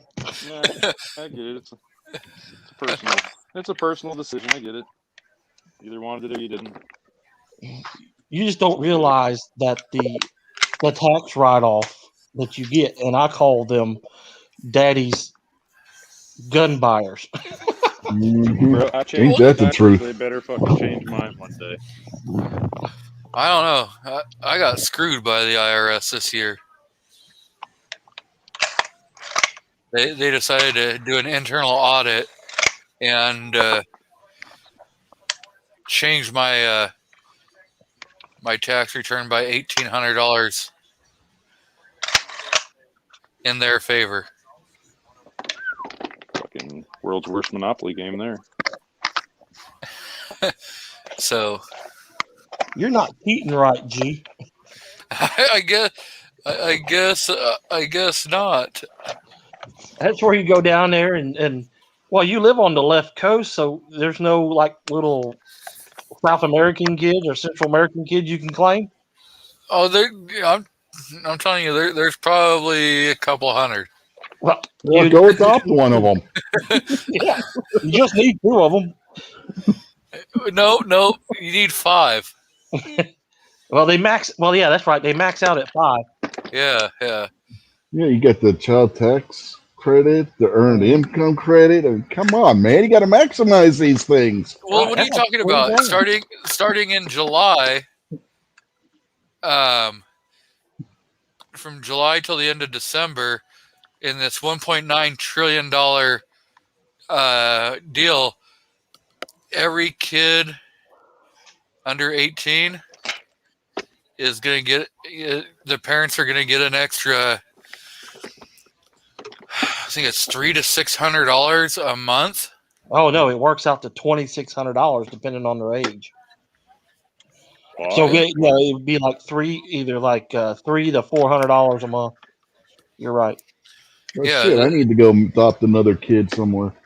That- Wait, I'm that's confused. starting from July till the end of the year. You'll get every month. You'll get like $300 to $600. Yeah, that ain't gonna do me any good. My 3 are all in their 20s now. They in college and you can live at home. You can still claim something. Yeah, but you can't. You don't get the child. You don't get that extra credit for them. That During comes school, off you at do. 17. Yeah, they cut. Our oldest was cut off. She doesn't qualify for anything anymore, and our son, he's not in school anymore, so he doesn't qualify either.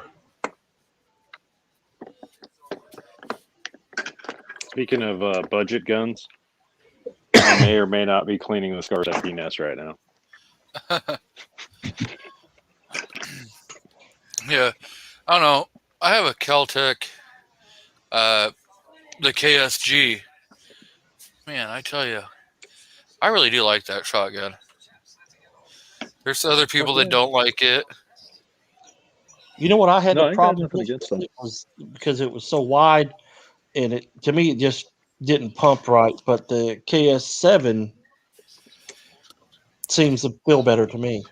So the one thing What's the difference between that and the standard manufacturing? so the KSG is a double tube. Each tube holds 7 2 3/4 or 6 3-inch, Okay, yeah. and then the KS7 is a single tube that holds 7 plus 1, or is it 6 plus 1? It's the same like the KSG. It's Yeah. 6 for 3 Well, inch what's and the- 7. Isn't there another one that's a standard manufacturing something and it's almost the exact Yeah, same is type that- of shotgun? Yeah, but I think Oh, that one's a double barrel. I think. Oh, you're probably thinking of the DP12, That's it. which Yeah, what's the which difference has, between like- those? Okay, That's a pump so- Oh, action there's a double 14 barrel or a shotgun. 12. Yeah, So there's that a- one, yeah. so that one, you have a single Oh. pump and everything. It has the dual feeding Sorry. tubes. I think it has dual barrels, and then That does seem right because it loads from the fucking stock in the rear. It's real fucking. Yep, just the an the odd KSG does. The KSG does that same thing too, which is a bullpup style. But with the Okay. DP12, so each time you pump, you have to squeeze the trigger twice before you can pump again. So if you are only running a single tube, Okay, yeah. You get two if shots. you're only 2 shots per pump. yeah, if you're running a single tube of ammo, then you're gonna have to shoot the round and then pull the trigger a second time. It goes click, and then you can rack it again. Whereas Yeah, for some reason I was clearly confused. Whereas with like the KSG, you have dual tubes and you have a selector switch there in the buttstock right behind your pistol grip, so you can actually run your thumb right on there, and so you can rack your slide and run one tube, and then flip your switch and start shooting the second tube. Or you can alternate. You can actually flip it back and forth and alternate which tube you want a round fed from. Because let's say you have slugs in one tube and then buckshot in the other one, you can actually select which ammo you want to use on your next shot by flipping that switch. Yep. I get confused on 1911 when I whip that bitch out if I had the safety on or not. That's why I don't have a 1911 with safety. So, I guess rifles have safeties. Yeah, and then I feel like I would get confused with that. It's like, oh, is this the slugs? well, the nice thing is on the KSGs and even on the KS7s, when you're actually, you can look right down the magazine tube on either side, and there's little windows cut out so you can actually see your rounds. So not only do you know how many rounds you have in each tube, but most of the time you can go, oh, okay, well, that's running a slug, that's running a bird shot, or whatever. But that makes sense. If you buy either of them, the KSG or the KS7,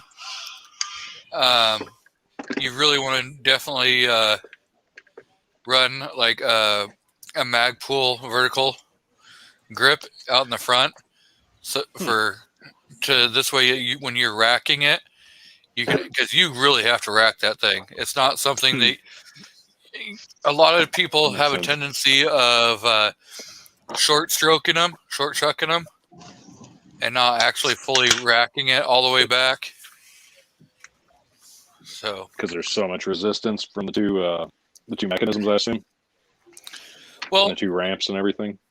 When you rack that back, so you have the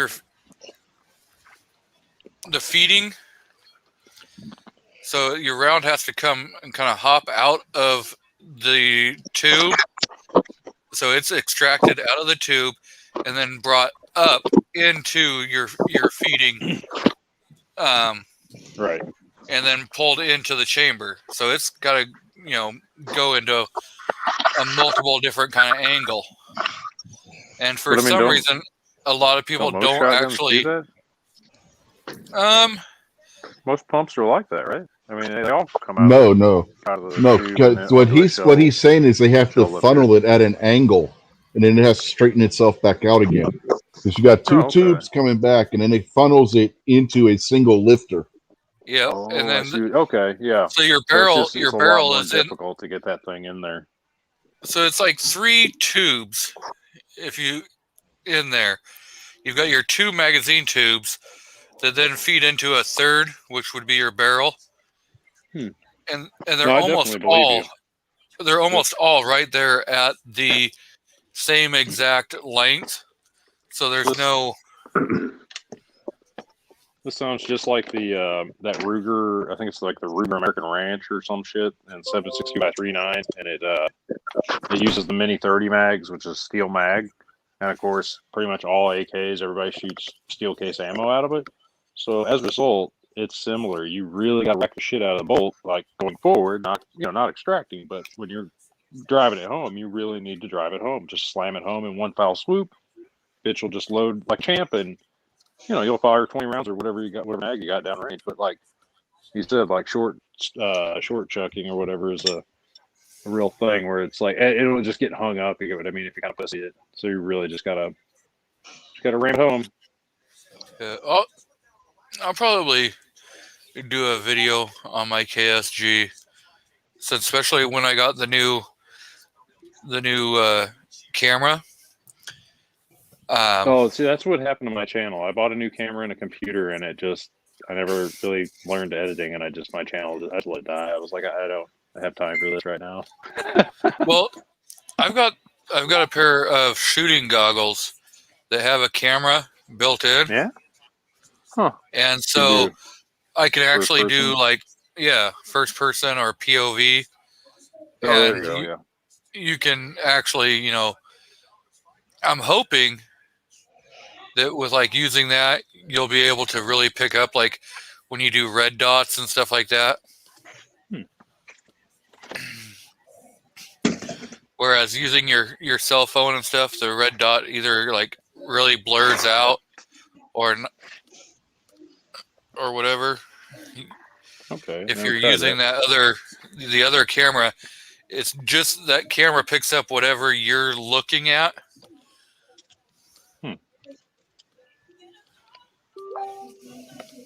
Interesting. So I think I've seen quite a few shorts on YouTube like that or Instagram. I just didn't realize that's what that was.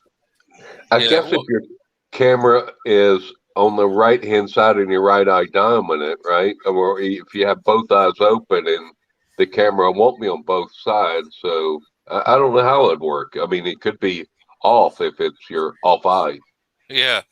Well, the nice thing is so on the pair that I have, you can actually take the camera and move it from either your right eye or to your left over your left eye. There's little camera mounts over either one, so you could have it set up either way you want it. Yep, that sounds good. So it is. I've got the GoPro 7, and I've got the thing that fits on the bill of my hat, and I was shooting, and the bill of my hat is getting lower and lower and lower until I can hardly see it. And then you got the your earphones over that, and it's hard. You got everybody shooting on the range, and you can't really take your earphones off to adjust your hat back up because of your GoPro. It's just screwed up, and this is the lightest GoPro there is. So what do you do at that point? So I'll show you, because I know one of my videos that I just did features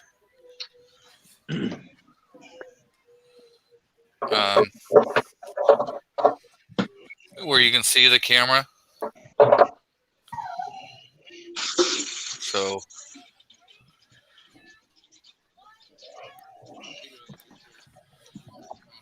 it's not that one. I feel like I'm about ready to bitch slap myself. I'm over here cleaning gun parts with it's not a bad solvent or anything, but it's Breakthrough Clean Technology. And I realized I had these fucking 3030 cartridges. These are, I think they're Hordity fucking, remember that zombie ammo with the green tip? It was like basically their critical defense or whatever, critical duties or whatever those were. The green tips for zombie. Yep. But yeah, I remember those sitting here and they're just sitting, like they were just sitting out and they were like literally getting sprayed with that shit. With ammo prices these days, that's not fucking smart. And they didn't sell a whole lot of them, so they had them super discounted right when they were starting to sell them all off. Yeah, oh yeah, that's probably when I bought them. Dude, I might have bought them from a gun store. It was like one of those rare experiences where I was in a gun store and I was like, you know what, I'm going to support your business. I'm going to buy it. Yeah, the gun stores were selling them for like super cheap. Ammo in like normal times. Yeah, the same thing with the red tip was like twice as much as what the green tip zombie ones were at one point. Oh, speaking of specialty ammo, there was this awesome little gun shop here. So think of this sleepy little town in Missouri called Emma, and it was like 30 minutes from me, and I live out in the cut. So, and it was like 30 minutes further, out in the middle of nowhere. There's like really no towns around that. But it was a neat little town where if you blink, you miss it. And if you got to the fucking silo, you done pass the town. You know what I mean? It was like literally cornfields, and then you hit a silo, cornfields, and it was like, oh shit, I think I missed that town. But so if you turned around, there's actually a bar, and across the street from the bar, it was like a bar/restaurant, right? across the street, the same guy probably owned everything. He had a fucking gun store, antique store, and a liquor store all in the same building. So it was like, literally, the guy was real cool. His name was John, and he walked in and he said he had a little bit of something for everybody. And his wife worked there. They were both old timers, and like he said, they were retired Californians that saw gun control, and they had lived in California long enough to see it go from like awesome, like Terminator in the 80s, you know what I'm saying, with the gun store scene and stuff, to what we have present day.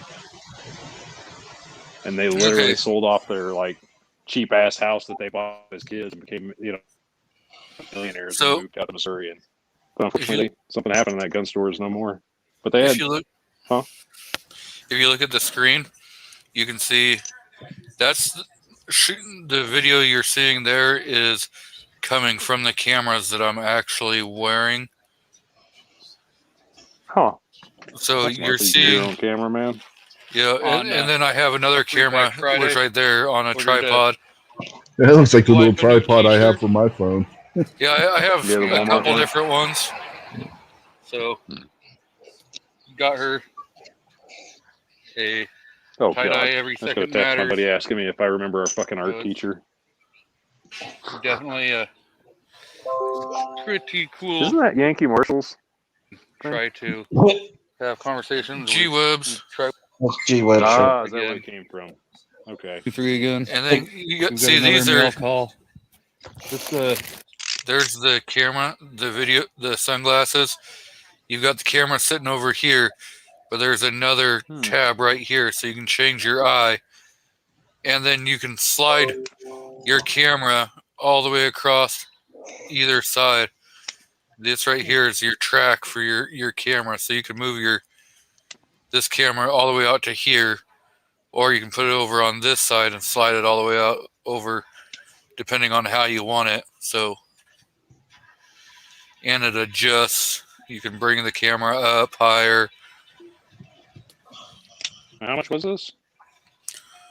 I picked those up for $40. But if you go to their Seems like a good deal. if you go to their webpage, those are almost $300. What? For what? Those are aim cam sunglasses, and so if you order it from them, you can also get you can have like a single prescription put in there. You can't put like bifocals or trifocals in there, but you could do a single vision lens, so you could have your prescription put into the glasses, so you'd be able to like kind of see and still have them as shooting glasses with a video. And you can choose if you want the lens tinted, so like they'd be sunglasses or whatever. But I got them with clear lens, yellow lens, and those dark sunglasses. And you can switch between all three, and they're super easy to switch out the lenses. How much did you pay? I paid $40 for them Versus 300, right? versus What kind of about favors did you have to $300. I assume you had to throw in certain type of favors with the $40. No, I just went to one of my local stores and they had them there for $40. Dude. And Huh, yeah, that's a good deal. like It's a real good deal. yeah, you Especially on like, gun-related shit. I really am not seeing deals on anything. I'm just seeing things where either in stock, that is the deal, or I don't know. Yeah. It's like justifiable where you're like, I guess I'll pay that. like if you go, I've got. But I'm not seeing anything where I'm like, oh my god, it's like fucking 30 to 50% off, babe. We're Like getting it these right ones now. here, these are the Aim Cam Pro 2i, which is what I have, and they're $270. Nice. And you can see where they have the camera on over the opposite eye that I have it on. but This is reminding me of that Coda Boy Tactical video where he got the Frank Lloyd Arsenal tumbler.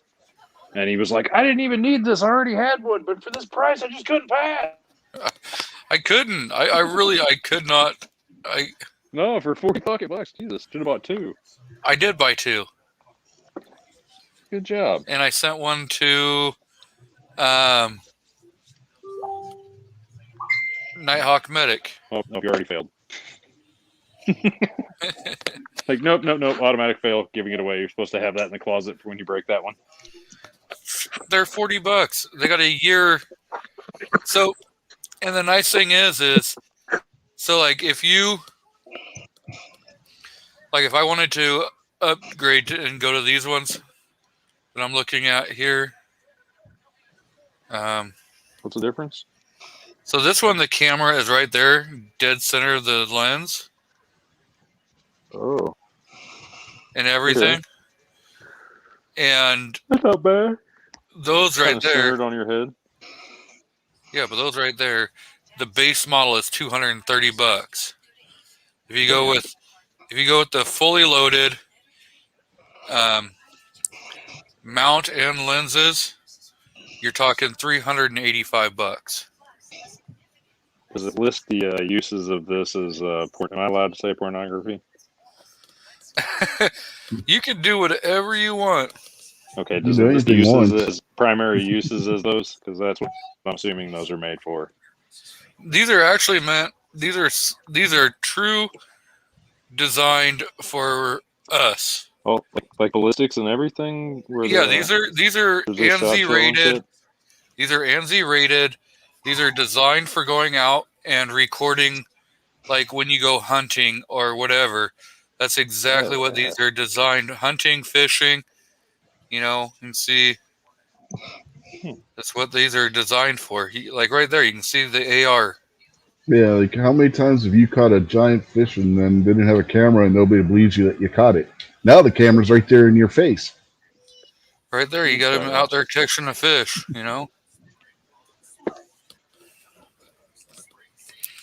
If you go,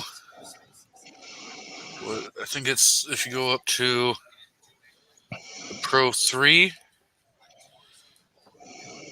You actually become a pro. These ones automatic or your money back. My boss told me that buying a better welding helmet ain't gonna make me better than a helmet or better a fucking welder, and I was like, just order me a fucking helmet, dude. I got the better helmet. I like Miller shit. Yeah, these ones here you got. I don't know why they put so many. What's with all the little screws? Well, these are all the little mounts where you can move your camera. Okay, does that compact your lower extremities in any way? I don't know why they did that, because all you need is one, and it will slide all the way out to that very end right there. It makes it look like it's a pincushion or something. Yeah, it looks very painful to wear those. Yeah, right? It looks like it would screw into your head. Put these on and go to the gulag. But that's... You got your... And you can switch it over to the other side.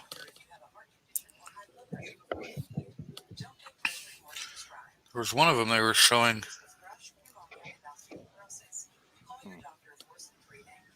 See, if you look here, right there, you can see them where they're actually videoing, like with a shotgun. Yeah, it says it's a 1080p camera on it too, so it's not bad. Yeah, it's a nice. And you get an SD card. Nice. Yep.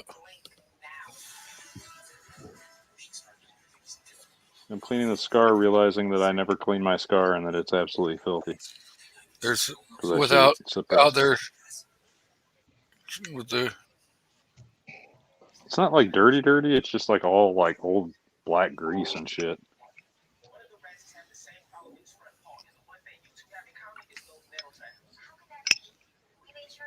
Now there's a way to see the spent shell.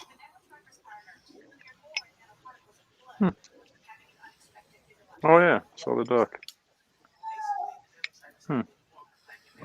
Well, that looked Photoshop. What would be even better is having a trustworthy person that you don't mind knowing about your fucking gun collection and shooting habits, and they would actually, you could trust them to follow you around with the camera. That'd be sweet. And so I don't know if anybody else has that person. I don't have that person. My life, I'm like, fuck no, I'm not Mr. FNH. Get the fuck out of here. That's why I got kids. Right? Yeah, I'm thinking about recruiting my children. My daughter's 9, so she is like, right. But the only thing is, like, how do you get your child to shut the fuck up while filming you? Because my kid loves it. Duct tape? Pay them. She gets it from me. Whoop that ass. I don't know. She gets it from me, so I don't know how they broke me of that shit, because I'd probably still do it.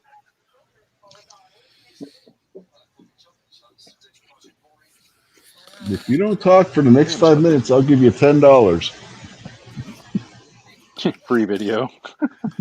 I'm gonna want $10 now. For the free video, I just edited all that shit out.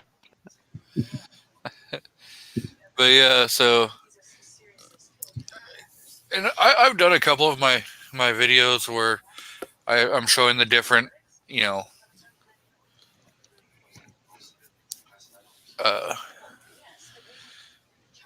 cameras that I'm using. Oh, crap. I knew what I forgot to do. I've got a video I'm supposed to have released. Yeah, see, I'm an idiot. I never make videos, and I have my own range. Like 7 Yeah, steel targets out there, and a bullet box. I got a video that I'm supposed to make. I just haven't got around to it. Well, I have it, and it's been sitting over. Shooting, buddy. It's been sitting over on my Patreon, allowing the Patreons to view it first. Thing is, I've got a guy that lives down the road that I know, like, through my kids. I'm like, that guy could easily be my shooting buddy, but anybody else have that where it's just you don't trust like everybody, you know what I mean? So I have about 4 guns and shit. There we go. I just released a video. See, the thing is, if I'm like, hey, I'm Mr. FNH, and then they look at my channel and they're going to go, Jesus Christ, you didn't tell me you had those guns.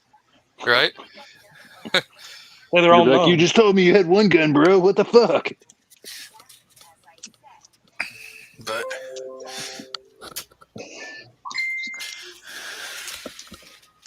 somebody just got a notification. Yeah, that was me. G23 just released a video.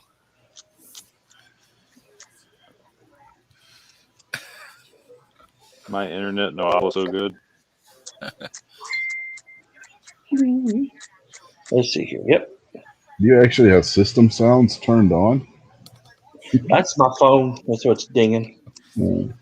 That sounds like it's a Samsung notification. What do I got? I have all that. I have sounds and stuff turned off on my phone. I don't want to hear those notifications.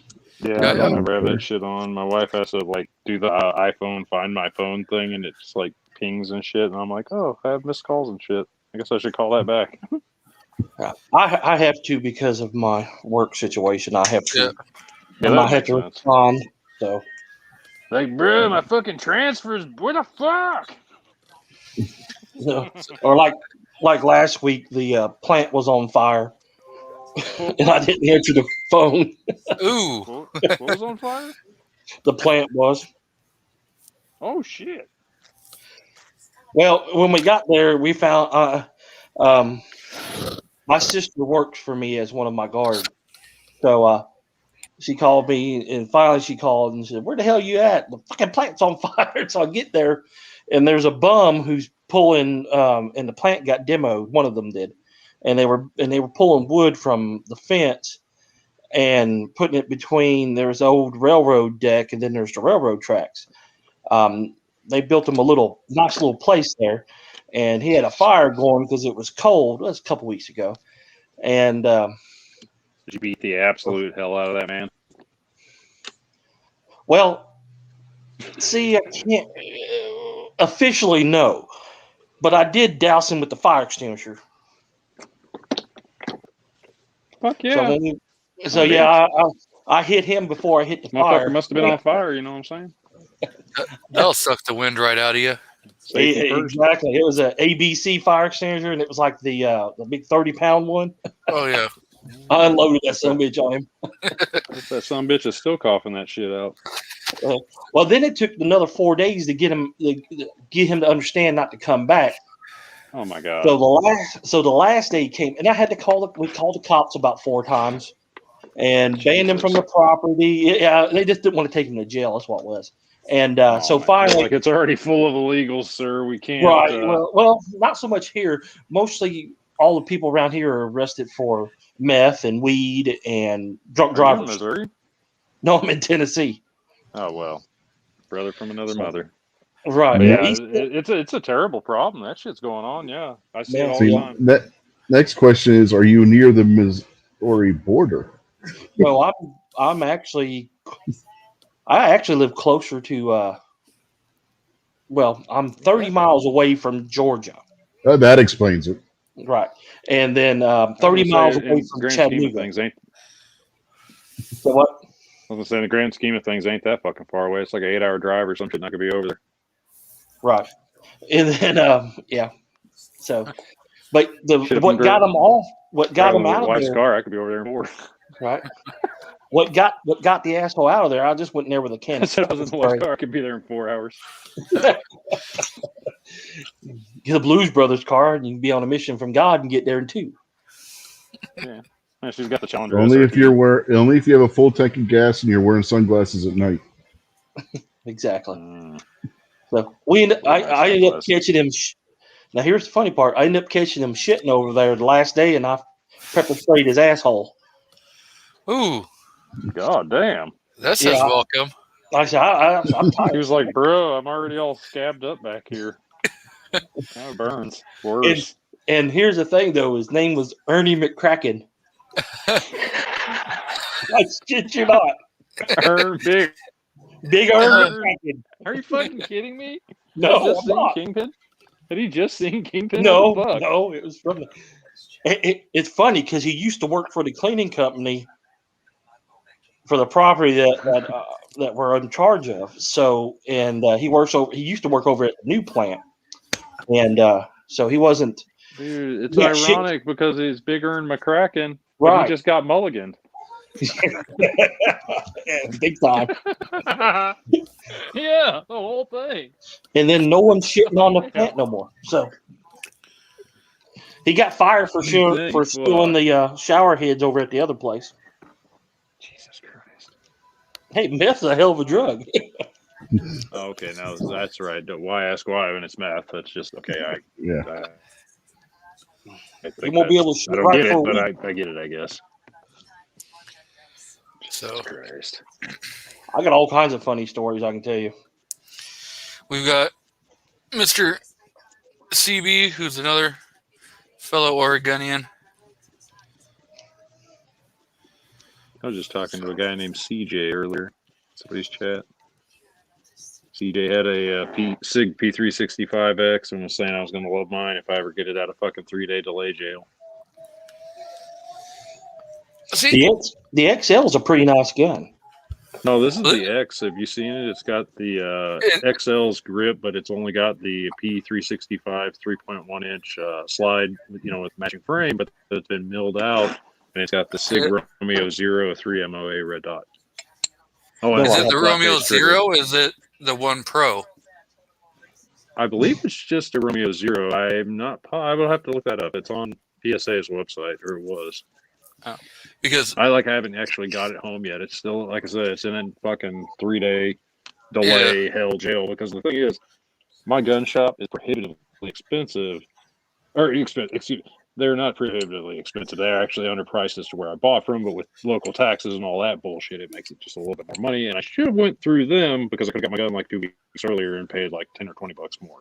But I didn't know they had my gun. I didn't even know, you know what I mean? I just saw that gun on a whim. But anyways, they got my gun on Tuesday. I ordered it the 26th. They got it on Tuesday. They're closed Wednesday. And they finally called me up today on a Friday. It was like, they emailed me. That's how fucking busy they are. And they didn't even call. I was like, when I called them, they were like, well, email or call. So they emailed. I get up there, do the check. Takes forever. And I'm just like waiting around like, yeah, I know I'm delayed. I know I'm 3 days delayed. I'll just go play with other guns. And finally, they called me up and I guess you're delayed. I was like, all right, so I can come back Thursday because they're like I said, closed Wednesday. So that's when I, what I mean. If they haven't gotten to proceed, then I'll fucking. Well, hopefully I get a call back that they got to proceed because they usually run mine, like when somebody else is getting run, like the guy said. Yeah, I just looked. It is the Romeo Zero that has.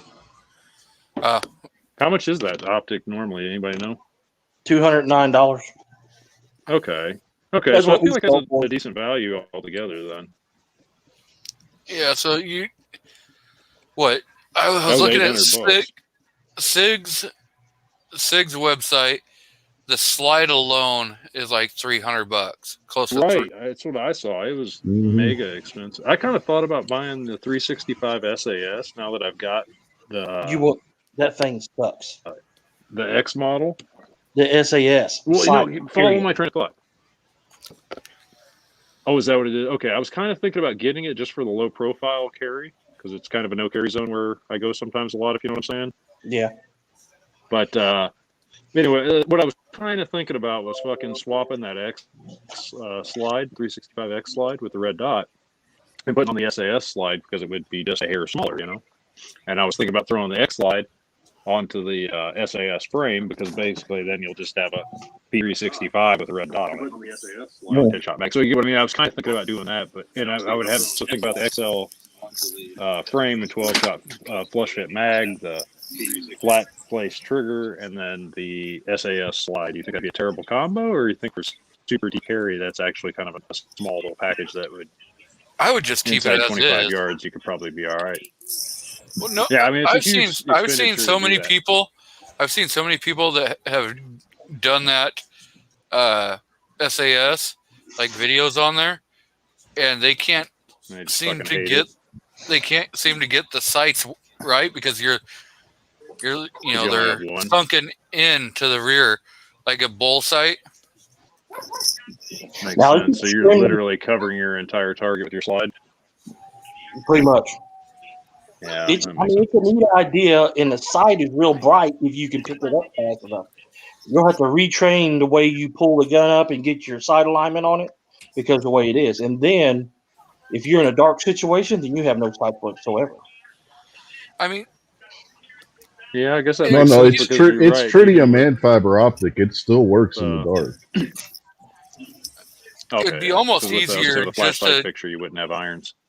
It'd be almost be easier just to get used to point shoot, not even looking at what your sights. If you're gonna run the SAS, that's pretty much all you really can. It's just a 7-yard and in kind of optic that you'd be using, so you'd pretty much just get used to point shoot. Point to it. Yeah, you may as well just be carrying the bodyguard at that point if you're going to compromise that much. Pretty much. Hit shit. All you can do is hide in the fucking toolbox and shoot out of the fucking door if somebody opens the toolbox.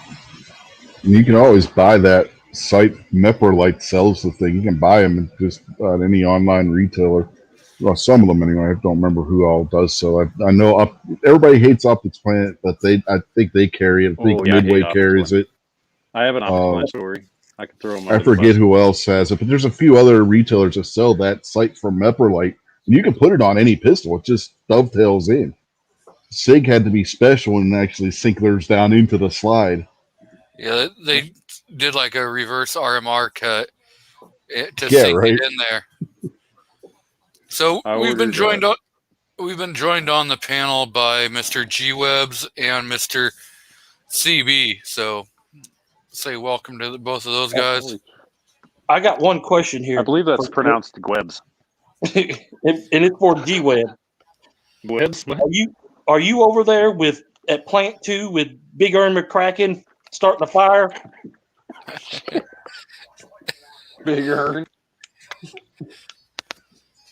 Fucking mulligan. I think he's got his mic muted. Right? So I didn't understand. He might be over there fucking burning that bitch down. I hope so. Is that whose fire is that? Holy shit. That's the fire pit. That's the poop fire. No, if you so G-Webs did a live stream a couple weeks ago where he was showing his clay fire pit in the backyard. That thing looked pretty damn awesome. Now you look at the fire on the inside, right, like that. Hell yeah, you can see the circle opening and then the clay that goes up. So you got a chimney coming out the top where the smoke would go. Oh, nice. That reminds me, I need to go get Very me nice, some bricks Glebs. from Plant 2. I can build me a fire pit. So how's everything over there on the Oregon coast? Hey, brother. Everything's good over here in Brookings on the beach, man. Had a beautiful day here. Took a drove up to Coquille and back today on 101. Just a beautiful day, man. Thanks for having me on the panel, brother. Oh, you're so welcome. I got to get over there and we got to do a couple shooting videos together. Yeah, we got to do something, brother, man.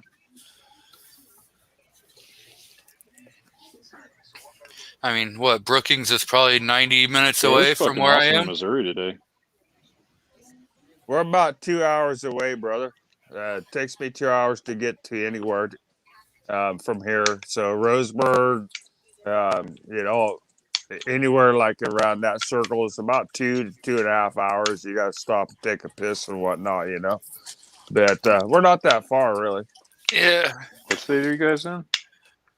Oregon? Oh, okay. Yeah, I'm in Missouri, a little ways away. Tiny bit. Well, like 2 hours away if I drive the wife's car, though. Yeah. Fly there, basically. Yeah. I bet you can get there a lot quicker if you just smoke some Parmesan cheese. Come again? Right? You'll Oh, get Hunter Biden. You didn't hear his yeah, the meth thing. the interview where he was, I'm probably the king of smoking Parmesan cheese. Oh God, Jesus Christ. I've probably smoked more Parmesan cheese than any other motherfucker out here. Yeah, he's Is that a supplement for something else, or do you think he really? No, No, he's he did talking about. Yeah, he's talking about how he's crawling on his hands and knees looking for anything he find in the carpeting to smoke. And he says, "I don't know how much Parmesan cheese I've smoked." Oh, Jesus Christ. I thought he was like doing it on purpose for some reason, but now I get it. He was that addicted that he was willing to smoke anything that was white on. Dude, that means like drywall, or anything. Fuck me. Yeah, right. Poor people. Yeah, I get it. I mean, they don't look like zombies for nothing. Yeah, that sounds like a tweaker to me, man. Yeah, he was a Oh, cokehead. yeah. He's a crackhead. He's still a crackhead. Everybody's seen I've seen the picture of him fucking sleep with a crack pipe in his mouth. Holy fuck. Did you see the video that got released of him with two hookers and his dog on the bed? Oh hell! How about him? He sent naked picture of himself to his niece. Jesus Yep. Christ. 14-year-old. Well, while we're on the subject, Oh, I'm she honestly hadn't seen his surprised they daddy, don't have a maybe. guest room made out for him at the White House, like permanently. They do. What are you talking Jesus about? fucking H Christ. Yeah. It's the Marion Barry room. Yeah. Don't you know? Joe said he's the most trustworthy person he's ever known in his life. Good God. Hey, wait, it gets worse than that. It gets funnier than that. Well, I mean, he He's does sound literally- pretty honest. Joe Biden literally takes advice from a crackhead. Yeah. I was going to say, he sounds pretty honest if he's talking about smoking Parmesan. It's like he doesn't hold back. His internal sensor's all burned out. I didn't say trustworthy. That's honest. He doesn't know when to shut up is the problem. So where do you get your pocket constitutions there, CB? Hey, I Got buy some them. from I LaRue. buy them in bulk, 1,000 at a time, and we damn. get them for about $330 in the bulk like that. And I don't know exactly the company I get them off of. I got the boxes beside me, but Yeah, it's 1,000 of those pocket Constitutions, about $330. They go a long ways. We hand them out everywhere we go, you know. Yeah, I wouldn't mind getting some of those so that when I do my giveaways, I can include a copy of the Constitution in all my giveaways. If Yeah, you you just buy know, enough Mic work? room mounts, you can get those for free, like with every order of like however many hundreds of dollars from LaRue. I'm pretty sure G-Webs probably has them on his site. They No, I was probably kidding. do. Don't do the Hey, I'm LaRue looking thing. at the box right now. G23. It says National Center for Constitutional Studies, NCCS.net, Yeah, I got a couple of those. They're and pretty good. we get them 1,000 at a time in bulk order, and it's a pretty good price. You know, only $330 for 1,000. That's pretty cheap. And Oh, like I said, we give them out everywhere over here. I leave them for tips at restaurants. I put my tip money in them, you know, and stuff like that. You know, just spread the joy. You know. And, I'd be like, that pocket Constitution was your tip. yeah. Well, I'm just kidding. No, I would have been mad. Like, cheap bastard. No, I'm just kidding. That's my Constitution. Get that back. Out of it, you know, and leave a little pocket Constitution with my tip in it. And they have no choice but to see it if they want their money. So, you know, hopefully they'll read it. You know, if they don't, you know, whatever, you know. But share, you know, spread the joy. You know, sadly, if it's a person on the other side of the aisle, we both know they're just going to bury their heads in the sand and well, I know, like, wipe their ass with that. Where I am, it's pretty super conservative area. Hell yeah! So there's all 12 of you. And there's like one of the major car dealerships around here. Twice a year, they do buy a car, get a gun. Whoa! How much you guys spend for the car? Whatever car you decide to buy on their lot, they work. We just bought a new car. God damn it! Yeah, you buy a car from them, and then they have with one of the FFLs that's like real close by. It's up the road a couple blocks. They work with them, and you get to go up there and pick a firearm of a certain amount of money. Oh, okay. For free. Yeah, they used to. There was a lot of places that did that kind of thing, where you would get like a free gun. There was banks that used to do that. You open up a checking and you get a free gun with your checking account. I mean, it's like nobody does that anymore. But, it still happens around here. Yeah. No, because what happened We're there was Columbine, and we're 30 years behind. Guns for murder, and we kind of got frowned upon to give away guns with a bank account now. G23, if you share my screen right now, this is what the bullseye looks like if you have it mounted on a standard firearm. What the sight picture would look like. Yeah, and then the way SIG does it is they sink it back down here. Yeah, and SIG would be sitting like right here is where the dot would be. So your whole slide is taking up that picture. Whereas this one, it's sitting up on top of your slide, just like your regular sights would be. And it's windage, and being mounted on top, it's windage adjustable, so you can adjust it left to right like you would any other rear sight. Oh, actually, it just dovetails right into the slide. That would be funky, or it looks to the left. Yeah, it's off to the left. Whoever owns the pistol or whatnot probably might have it adjusted to the left. Adjusted it to the left, but because it's made where you can adjust it, you just take your sight puller or punch and you can like tap it across either direction to fine tune it like you would any other rear sight. Yeah, I guess I'm gonna kill that dream of getting that SAS pistol. It was just the slide was much cheaper to get it that way than to buy the pieces from SIG. Yeah, well, this sight's only 120. Yeah, this is like $120 some for this. So it's like $130 if I remember right. $129.99. So it's like it's not super expensive. as little as that gun's going to be. Like I said, I haven't actually got it home. I held it today for about, I don't know, like Yeah, a minute. what I'm saying is it'll be cheaper just to buy one of these because they actually sell these for the standard P365 and put that on your standard P365, and you'll have the same sight but in a better location. Okay, so you're suggesting just get a regular P365 and then I can swap the slides and Well, you can swap the sight. I Swap the sight. could have the other frame. So That's what I'm I gonna was drop thinking, yours, like, Rick. the little frame if I wanted it. What was that? What was that? So GT? I'm dropping yours because I'm gonna Okay. this right here.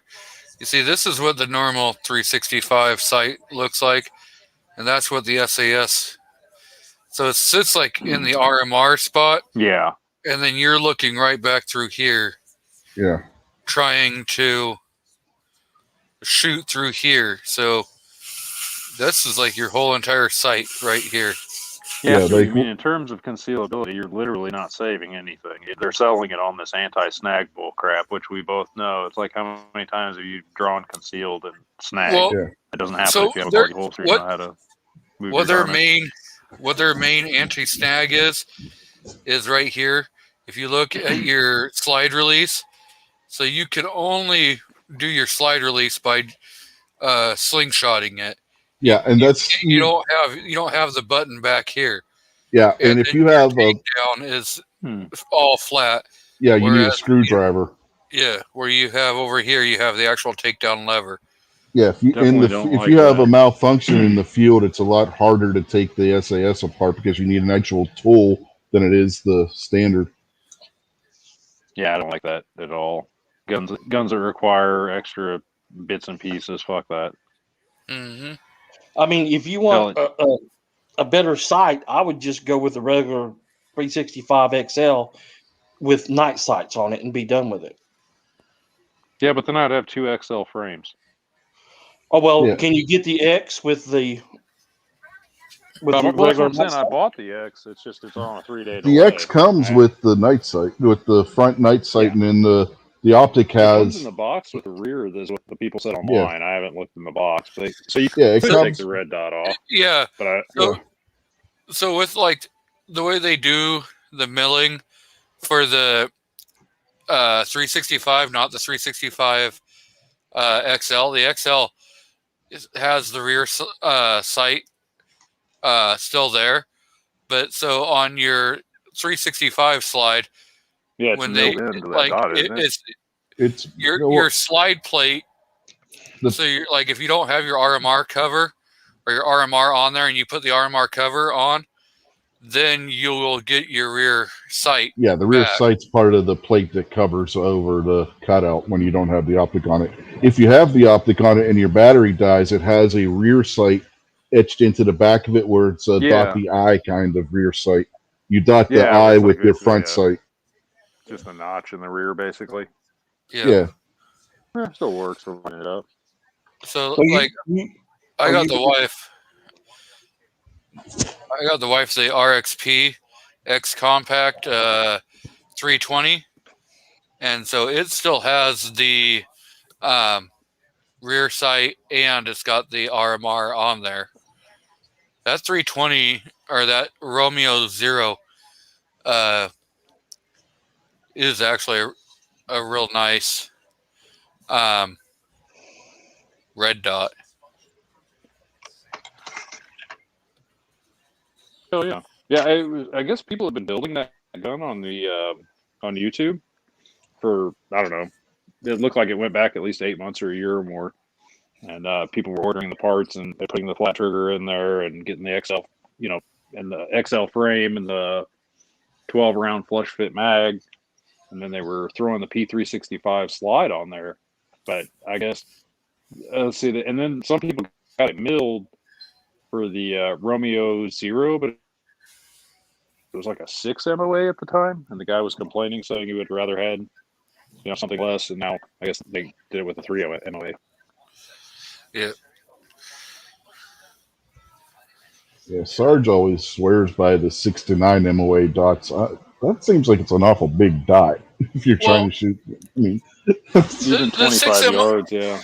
Yeah. The 6 MOA is nice if you're going to be, close quarters and stuff. Yeah. I mean, close range, which is what the P365 is for, sure. But It on is, bigger yeah. guns, it just, I don't know. I liked the idea of a finer dot though, so I could try. I was hoping to get some accuracy out at 25, maybe 30. Yeah, that's what I'm saying. If you're using like a larger barreled gun and you're shooting anywhere between 25 to 50 yards, that 6 MOA dot just seems like it'd be a big dot. Yeah. It'd take up on when what's farther you're shooting. I mean, the more that sight's going to be obscuring the target. You know what I mean? Well, the 6 MOA is really a fan favorite of like a lot of your competition shooters because it's quick, easy to acquire and get from target to target. Yeah, well, they're generally not going to be shooting at 50 yards if you're talking like 3-gun and stuff with a pistol. Yeah, exactly. Or even, like the shooting that Balding Curious does, where he's doing like your steel challenge, USPSA, or some of those guys. Mm-hmm. That's all done 10 yards or less. Yeah. Well, the only ones that I've seen on pistol, they're doing like 100-yard shots with a pistols, 2-gun matches. I used to do a lot of that where I'd start close in and then I would just continuously, back up and just, next thing you know, you're shooting like that bodyguard 380 at like 75 yards going, can I make it to 100? And no, you can't make it past 75 yards. I can't. But I just remember somebody had challenged me online. They were like, I bet you can't hit more than 15 yards with that. There's no way hell I can. And I was like, I don't know. Let me see.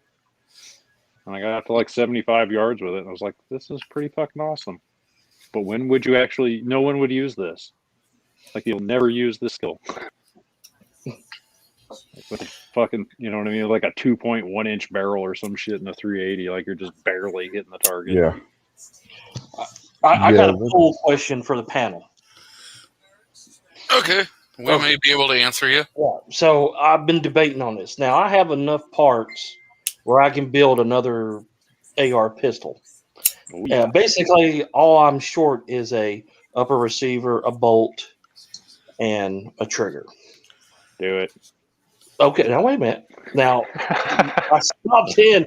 Yeah, I know that. I already do it. You I have stopped, a receiver. right. So I already got a lower receiver. So anyway, so I stopped in over at the shop and to work a couple hours. And while I was there, we got in the new Walther PDP. There's some issues with it I don't like. When I do my review, I'll bring those up. One of them's just stupid. And we got a PPK 22 long rifle in. Now my funds will only allow me to do one or two. I can get the PPK, which James Bond gun. Who doesn't like that? Or build the 300 blackout pistol. Now this would be my second 300 blackout pistol. You have ammo for either. Well, yeah, That'll be your second. Yeah, you already have the ammo for the first one. right. Sorry, I meant either new gun, not either of the 300s. I'm an AR, AK whore myself. I'm always going to choose another rifle style firearm. I would probably go with the PPK. No. But then again, I've heard some bad things about those, so I don't know. No, I'm an extreme rifle where I will always pick I think I have more rifles and shotguns than I do handguns. I think I'd go with the AR pistol myself. I'm not the biggest AR fan out there, and I still think that would be the one I would pick out of those. One of the reasons why I wasn't going to do the AR pistol. I was probably going to put the parts up as a 1,100 or 1,500 giveaway type deal. But since Joe Biden opened his crack hoe up, it just pissed me off, and I figured I'll just build another pistol out of pure damn meanness. Yeah, because I got like 15 ARs. I need another AR, like I need a hole in my head. Well, I mean, you can never have too many. I mean, two is one, one is none, so you don't have any 300 pistols. I got two. Well, just one. It's none That's now. what I said. 2 is 1 and 1 is none, so you don't have any. Mhm. Like, I honey, believe I I am. had You to know, buy it. I'm 300 blackout for it. Oh, and then while I was in there, one of the guys that does gunsmithing as well, he said, "Hey, have you ever seen this?" And he hands me this bullet that's like 2 inches long. And I was like, and it's like 22 bullet. I was like, where the hell did you get that at? Is that some type of and I put the pictures on the Instagram. And what happened was somebody fired a 300 blackout round, had an out of battery go off in a 223 barrel. So he knocked that out, and it's a 300 barrel that's been like it extruded down to 22 caliber, and it's like 2 inches long. Ugh, give me chills just thinking about it. Yeah, I was like, so that crazy fucker needs to go play lottery, pray to God, and Oh, he already used up his 9 lives. Yeah, Right. so basically, what you're saying is he took a 300 blackout bullet and made it look like a Carcano bullet. yeah, if it'd be the hot Lamborghini bullet. Yeah. He took a 30 caliber bullet and extruded it down to 22. Yeah. All right, here's a question for the panel. After you do some dumb shit like that, what do you just fucking scrap the gun? Because I don't trust it after that story. Do you? That's what we said. That's what we said. Yeah, So, look, I wouldn't shoot that barrel without having it inspected. That's the we damage. inspected it and we put the barrel scope down through there. And so when he comes in tomorrow to pick it up, we're going to tell him he needs a new barrel. Because there's no way, pressure-wise, I would trust it. But I would just replace outside. I'd replace the whole entire upper. Yeah, because if there was an explosion outside the chamber, doesn't that mean that explosion occurred inside the receiver?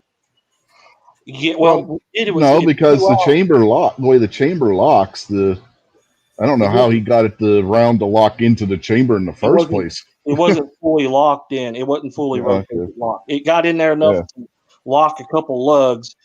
He's going to have to. If you go over there on Instagram, you can look. It blew the extractor out and hit the guy next to him. God damn. The upper receiver. Right? Yeah, he's fine. It hit him in the. If it would have hit him in the eye, it probably would have done some damage.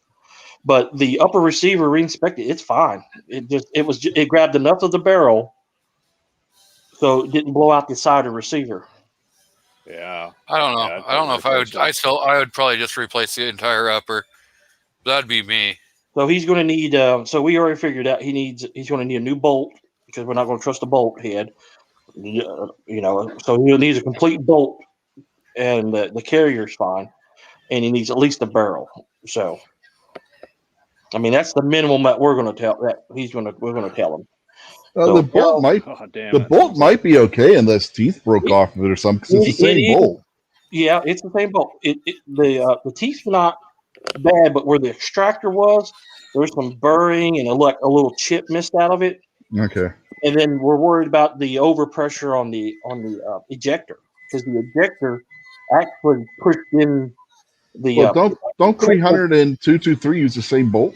Yeah, they use the same bolt, yeah. but I get what you're saying though with the being chipped and stuff. Yeah, you definitely want to get a new bolt if it's chipped and stuff. Yeah, that sounds like an expensive mistake, unless it was like what do you call it? One of those Bear Creek Arsenal uppers. I'm just fucking with you. It's not that expensive. I see we got Warsaw Patriot out in the crowd, Guns and Barbecue, and brownies for my fat. So, welcome everyone. I've never had a Bear Creek Arsenal. Anybody got experience with that? I have a Bear Creek upper and 224 Valkyrie that I haven't used yet because I haven't got a lower for it. Unless I put it on my pistol load. How you like it, but I have a lot of experience with Bear Creek Arsenal. I have all of it's been good. I've used their heavy barrel for 20-inch builds. I've used their 16-inch barrels. I got their 350 upper. I got their 450 upper and their 6.5 Creedmoor upper. All right, is up in their 223 5.56 shit for like the new gun owners out there looking. Yeah, they've doubled their prices in the last 6 months. Oh man, Yeah, yeah. well, I'm the not. thing is, the Johnny Come Latelys, all the ones I know, they're like, oh, how much is an AR now? And when they're like, when you tell them, oh, maybe you used to be able to build a pretty cheap one for like $400 or $500, but now there might be more, and they're like, oh no, that's way out of my price range. Right, so they don't know. Yeah. Like And- Yeah, like at the shop shitty right 'cause- now, we got the Anderson AR pistol kit, and it comes with everything but a handguard and your pistol grip and a break for like $453.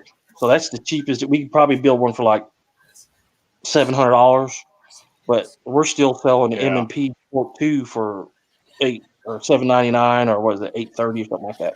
That's a pretty good Yeah. price today. I think all the ARs that I saw in the local gun shop that I went to in Missouri, dude, they all broke $1,000, and add tax, they all broke $1,200, $1,300. So, have any of you guys seen the new Hellcat that just came out? Is that the brown one with one, the or which arm one on? is that? I think I it's seen a brown one today. I don't know if that was it. Hellcat RDP or something. Mm-mm. I probably didn't see it. I probably didn't know. It was I'll be honest. It was next to a CZ P10F, threaded barrel suppressor rated one. Yeah, I was eye fucking that gun the whole time. I didn't really see the Hellcat very much. It was like her ugly friend that was just kind of there. So, Her ass was banging. I couldn't look away from that CZ, bro. I had to get the fuck out of there. Like, all right. I I'm don't already like- waiting on a 3-day delay. I don't need more delays. this is. So it comes with a compensator already on it, threaded barrel. I will never Red buy it dot. from that company new, but like I would maybe consider that used. Well, so they're making a compact competition pistol? Well, I don't see the There's point. subcomp- What is the point of this? Yeah, It's- I don't either. Is this For for my weekend John people? Wick don't care about the Second Amendment outings? You know, if you're gonna get a pistol like that, just get a freaking 4-inch M&P Well, yeah, I was gonna say or you can get a something, little you bit know? longer barrel. Yeah. Well, There's no point it to is- that. It is nice that it's coming with that, threaded barrel. Threaded. Yeah. Well, you Yeah. got to remember that that's a Croatian Okay. gun, so you got those Yeah. Yugoslavians making that crap. Mm. That's not Make Springfield. Croatia making great that. again. Yeah, make I don't know. Springfield don't make hardly anything, do they? Mm. Have anything left on it? 1911s and they're 1911s and they're M1As and they're Saints rifle series. Well, no, they put the Saint Which together. I will say, they have been way the fuck overpriced since they came out with the Saints. Saint Yeah. anything. Yeah, we I mean, sell. Way We got, overpriced. we got the Saint pistol in there right now, and it's like $11.60 for it. See what Yeah, I'm we- saying? I was just looking at a I Saint would- rifle, and it was $1,000. a Although in SIG today's rifle, market, that's not that bad. But No, any that's other time, normal that'd be price uncalled for them. that's what I'm Well, saying. they It would kept- be uncalled that's- for normally. Yeah, they're the only ones that kept their rifles their normal price because it was already overpriced. Yep. No, Yeah. I was looking at the Colt- Saint. Yeah, they're overpriced. Yeah, the Saint was $1,000. Right. Yeah, I Right. couldn't see it. I was like, I can build a better rifle for less. Yeah, exactly. Yep. But Warsaw's got a question up there for everybody if we can help him figure this one out. He wants to know how to fix a factory canted front sight on any pistol. A friend of his showed me, and it was staked into the frame on one side, and the other side was bulged out. He wants to know if there's any way to fix it. New Well, barrel. Well, I guess it really depends upon a couple different things. One is it like one of the front sights that is dovetailed in, or is it like a Glock front sight? Well, I'd assume it would be like a Glock front sight if it's staked. You wouldn't stake a dovetailed sight. No, they have I have thought we some were talking ones. about a case. They have some of the dovetails that are more like have a screw that go in there. Well, yeah, that's a screw. That's not staking. He does it dovetail. So here's the thing: is the barrel itself? Oh, it is a dovetail? Yeah, he says. Dovetailed and staked? So is it? Here's my question: is the barrel canted itself, or is it the sight? He says it's canted. Yeah, he says it's bulged out on one side. And what is the bulge in the barrel, or does he mean the sight is bulged out on The one side? sight. The sight. He's talking about the sight. Oh yeah, take a brass hammer and just knock it back over. Yeah. Or, if you have a sight pusher, it probably, because if it's bulged, well, he's saying it may be wedged in, and if you take and hammer it, you're more likely just going to damage the front sight to the point where you're not going to be able to reuse it. So if you had like an NC Star universal sight pusher, you could easily push that sight completely out and then be able to inspect it to figure out if the base on there is messed up. What Warsaw? What pistol is it? Because you said it's staked inside. It might be one of those deals where you have to do the adjustment through the rear sight. Is it a Springfield? If it's a Springfield, just throw it away by a real guy. It might not even be staked. That might just be an over travel stop for when you're putting, because some pistols you'll insert the sight from one side. That might not necessarily be staked. It might just be where it hits so it doesn't travel any farther. If it's a Croatian, I heard they do them all that way. Well, it's a 1911, so just get a. Honestly, I would just use a brass punch and and knock it over a little bit. Yeah. Is the rear sight adjustable?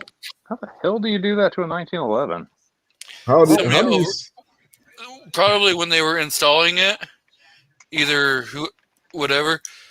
It's probably like what Rich was saying. There's a stop there, and somebody over pushed it in, and probably pushed it up onto the stop, so it's kind of bulging. Yeah, it's a possibility. Then that would be why he would think it's actually staked in there.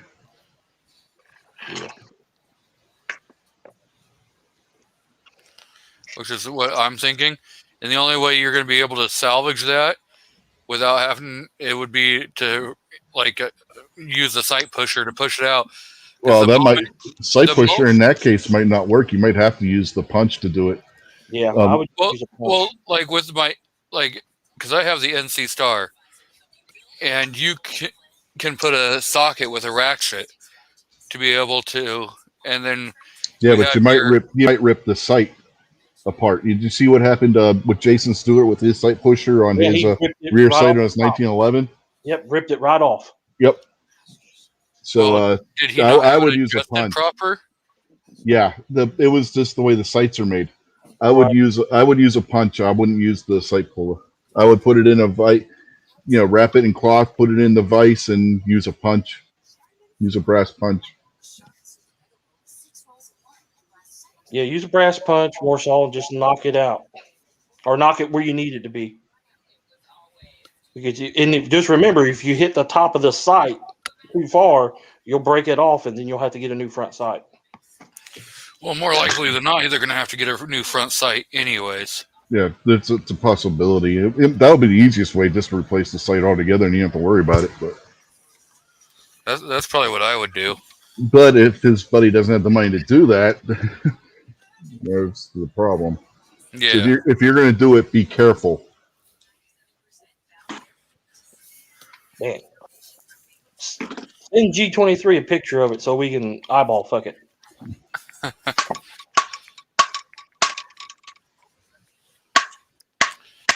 Oh, sorry about that. What are you beating on? A sight? Fucking got this goddamn cleaning rod stuff in here, and I'm fucking was holding on to the rod and smacking against the vertical grip because I'm like, I don't want to fuck up my gun. Trying to get this sumbitch backed out. I don't want to force it through. You know what I mean? It's already stuck.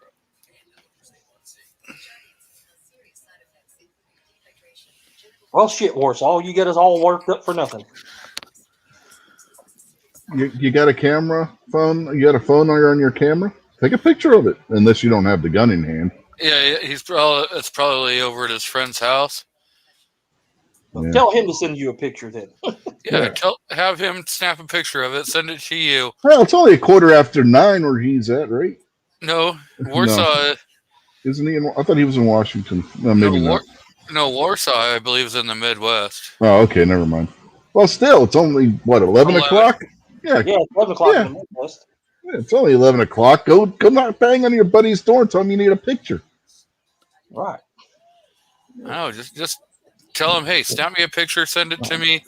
I'm going to forward it to some other people, and they're going to tell you how to fix it.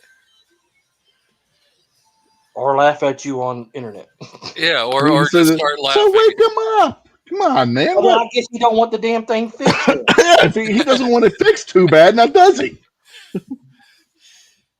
Or just tell him to cant the gun slightly to the right. Yeah, shoot a gangster style, yeah. There you go. Slight canting. Everything's going to be all right.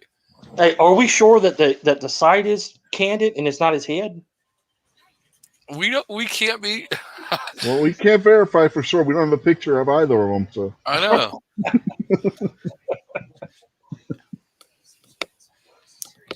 Or tell him to stop canting the gun Or and his hold head? it straight. Yeah, hold his Okay, head. my heart is officially beating again. That fucking cleaning rod got jammed in the fucking 17S barrel, and I was like, please God, no, please God, no, please God, no. Okay. Like the patch was so tight, you know what I'm saying, that it just got stuck. Yeah. Yeah. Brown. I even had it like on Brownies. the corner of the patch.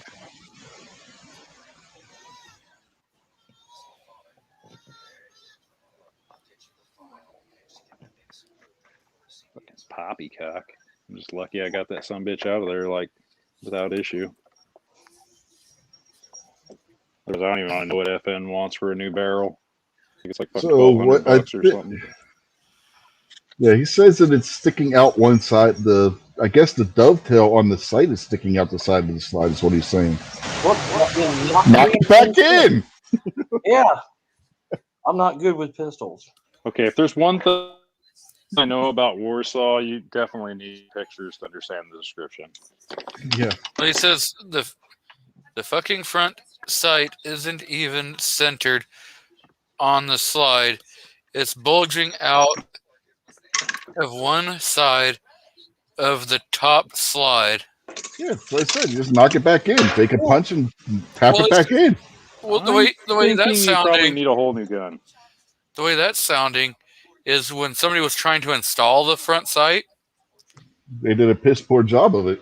they didn't even get it lined up in the channel. Yeah. And so it's just half-ass pushed in there, and one side of it is sitting up higher. So yeah, you'd have to completely remove this sight. Take it out and put it back in. And I would remove it to the side that it's bulging. Remove it that way. Take and put it onto the other side of the slide, and start with the side that was bulging out, and seeing if you can get it to slide in. You should be able to get it to slide pretty easily to start. If you can't, then you're going to need a new front sight. Or hear me out. You could just sell it to one of the 40 million gun owners that's probably never going to shoot it because of the cost and availability of ammo, and then just buy a working gun. Well, I'm fucking kidding. Come on. That's so wrong. That sounded really good, though. I was like, I got to do it. Let's start the bidding. I've got 98. I was thinking that was actually a good idea. Which one of us would want it? he says Yeah, they're never going to shoot that thing. he says that he's just going to order a new front sight. So I don't know. you may not even need a new front sight. Yeah, you might not even need a new front sight. You won't know until you take it out. Yeah, you're You gonna might- have to take it out and try to slide it. Hey, I got another one. Here's another thing. If you knock it out, maybe the channel for the front slide is not cut even. Yeah, there's that too. I mean, then you would have to take it to a gunsmith and have that taken care of. Yeah, so you just need to knock it out and make sure that the dovetail in the slide is okay. Yeah, you take that out and that channel's screwed up. Buying a new sight ain't going to do you no good. Exactly. You buy the new slide. Yeah, that's what I was saying to get a new gun because I'm like, wouldn't that slide possibly be all screwed up? No, because I've seen where people get in a hurry and they'll install the sight. It's mainly in your rear slide. I hear what you're saying. They didn't fucking center it properly. Yeah, or when they're putting it in to begin with, they're in a hurry, and so they get it kind of canted a little bit. So one of your corners is going in before the other, and so then you're like, and it gets stuck in there, and they get flustered and they just leave it. They're like, "Fuck it, I'm done." Yeah, if the channel's not cut properly, but it's wide enough where you can get it in, where they obviously were able to get it in, but maybe it was too narrow at the other end. That's something that a gunsmith can fix in a few minutes. I mean, that's not even. That makes sense. Like a diamond file or something. Yeah, exactly. Okay. Yeah. Well, I know some sites you do have to file them because the fitment's not going to be perfect between the manufacturer and the fire manufacturer. Mm-hmm. So there is that. Well, a lot of the times when you're going aftermarket, sometimes you have to do a little bit of filing. Yeah. Because I had it on Meprolite. I replaced on the CZ-P01. I replaced the shitty mustard sights on it with Meprolite night sights. True dots, and that had to be sanded down. They didn't just slide right in. But after he gets that out, he may or may not have to buy another one. I would say get it out first and figure out what you're working with. Yeah, exactly. Yeah, don't just go buying a new sight and then waste money on it. Yeah, because you may be able to sand the sight. You may be able to just sand in the dovetail, and you may just be able to just swap it to the opposite side of the slide and slide it right in. Because some manufacturers, there's a certain side you have to put your sights in and out. And, like left or right. Yep, and sometimes, especially if they're building them in a hurry, they're just like, okay, I'm going to rush this in, especially with a lot of the stuff that's being built right now. Everybody's trying to get everything out so quick. You're actually starting to see more and more errors, overlooks, quality control. Yeah. Because those are factory workers and they have a quota. And imagine that person that does that exact task, say instead of they normally do 35 or 40, you got to get out fucking 80 now in your 8 hours. And 1911 is standard where you put it in left to right, isn't it? Which that would explain if it's bulging out to the left why that sight's not going in right if they didn't fit the sight properly or correctly. They fucked up that channel or sight. Mm-hmm.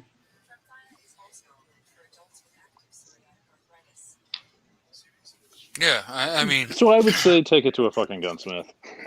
Well, take the sight out first. Yeah, I would take the sight out first before I would do anything. And if I didn't know what I was doing because and I was asking a gun panel, I'd just go to a gunsmith before I fucked it up worse. Yeah, I wouldn't. Not knowing what he's doing, I wouldn't touch the dovetail. Yeah. If sanding the sight a little bit, okay, but I wouldn't touch the dovetail. I would take that to a gunsmith. You could just take it to a gunsmith and pay like $35 probably, and just get the thing fucking banged out for what I'm saying. And they may not even charge you. Like you say, he takes it back there for 5 minutes and goes, "Oh, here you go. I just had to file this out." And tap it in the correct, way, and it's not going to be fucking bulged out anymore. Yep. But sometimes if you just tap it out, you can kind of visually inspect. And if you, even at that point, if you have it tapped out, you can take it to a smith and then you'll save a couple dollars on the repair and stuff, because they can inspect that real easy. They can inspect the channel real easy, and they can tell you, okay, this is going to take us X amount of time, or this is what's the problem, and get it done real quick. But if they have to pop the site and do everything, you're probably looking somewhere $30 to $60 minimum. So the gunsmith I used to go to is unfortunately had some medical issues and retired. He was really cool, man. If it was something like that where it was like 5 to 10 minutes, he wouldn't fucking charge you. But if it was 20, 30 minutes, you'd end up paying like a half hour of his time. Yeah, Warsaw's still saying that it's cool staked. as I don't shit. see how they would have that staked in there, but if you think it's staked, then just take it to a gunsmith and have them look at it.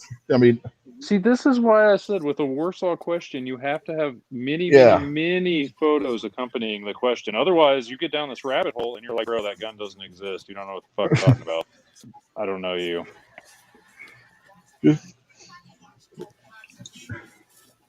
Even if it's staked, you still should be able to use a punch and push it out. Like, no, bro, they used a soldering iron and soldered it in there. So here's the thing. Tomorrow, they only did it for these years on that model. Tomorrow, when everybody's awake, snap some pictures and email them to me.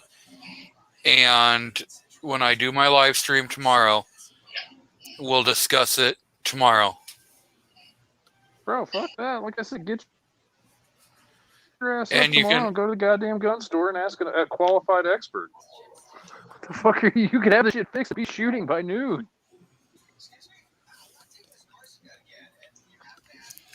Like, you could have a fucking 0 on that sumbitch. Hey, maybe it was you. Maybe somebody sprayed some Gorilla Glue in that damn thing. It'll never come off. Yeah. They use that Gorilla Glue hairspray? Yeah, exactly. Hair helmet. I mean, finish. All the finish will come off with it. Fucking Gorilla Nair.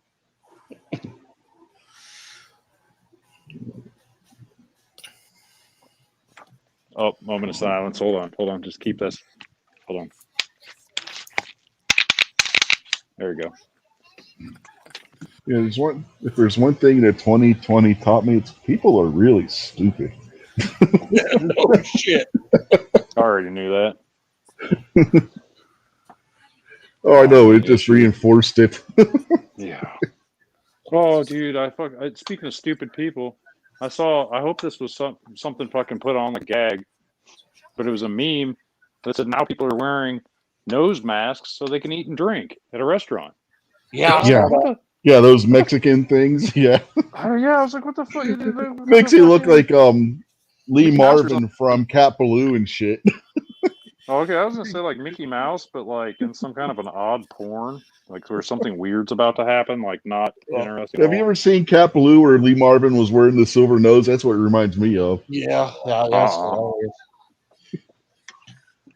Oh, you know what? I think I do know what you're talking about. Yeah.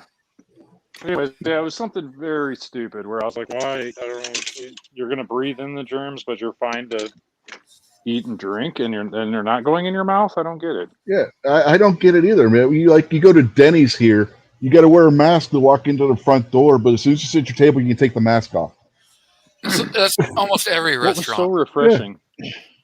So that gun store that I was talking about, the local gun hole, I fucking walk in there, and they have a sign on the door that says, remove your mask before entry.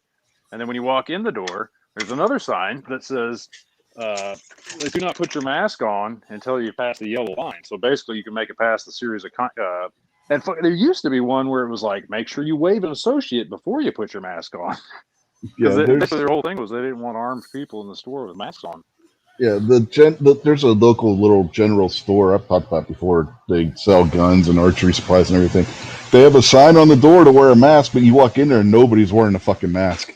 Employees aren't wearing masks. Customers aren't wearing masks. Nobody. That's how it was when I went in there today, and I had my mask on like a dumbass, and I was like, "Are we not supposed to have to wear our masks? What's going on here?" And he was like, yeah, I'm not going to make you. If you don't want to, I mean, I don't want to. And I was like, well, if you don't have it, I don't have it. And fucking took my shit off. There's a couple of the gun stores that they just ask that you don't wear them, but they don't say, you know. Yeah, he was just like straight up like, we're not going to make anybody. It's your choice. But it was like, nobody wants to wear it. So nobody was wearing it in there. There was like fucking 20 or 30 people. It was a big technically speaking, wearing masks in this state's illegal anyway. You're not only allowed to wear masks under certain circumstances, and an illness, you know, like COVID isn't one of them. If you look at West Virginia, a minor illness. Yeah, if you look at West Virginia state law on this, you're only allowed to wear masks if you're doing work that requires it, like if you're using a jackhammer, wearing a respirator for painting, or like if you're a doctor performing surgery, that kind of thing. So anyway, you're allowed to wear a face mask, or if it's Halloween, or if it's super cold out, you need a face mask to protect your face from frostbite. That's it. Or if you're a criminal, you're a criminal and doing criminal activities. I mean, those you are that every day. And I got a funny mask story if you want to hear it. 3 exemptions to the rule for the law. That's it. I always want to hear funny stories. Okay, here's my funny mask story. Me and Victoria were out shopping at Save-A-Lot, and this damn woman, and I didn't wear a mask. I don't wear a mask anyway. This damn woman was really close, just following us all over the place, right? And she had her mask on. Well, I let one rip. It wasn't silent but deadly. And she had the gall to tap me on my shoulder and said that was rude. And I looked at her and I said, well, I guess that damn mask ain't helping you, is it? Because if it can't stop a fart, it ain't going to stop the COVID. Yeah. She took her mask off and walked away. Maybe because it smelled like shit, or because it didn't work no more. Yep. If you can smell my fart, then I guarantee you that COVID is going to get in there. Do you guys know who Nick DiPaolo is? The stand-up comedian. He does podcast on YouTube when he's not banned. Yeah. He did one time. One of the things that got him banned the one time was he vapes. He took a puff off his vape, put a mask on, and blew back out the water vapor from the vape back out through the mask. Damn. Yeah, here's another thing too. Those surgical masks that everybody's wearing, they're only good for about 30 minutes anyway, in a sterile environment where they're meant to be used at. Think about that for a moment.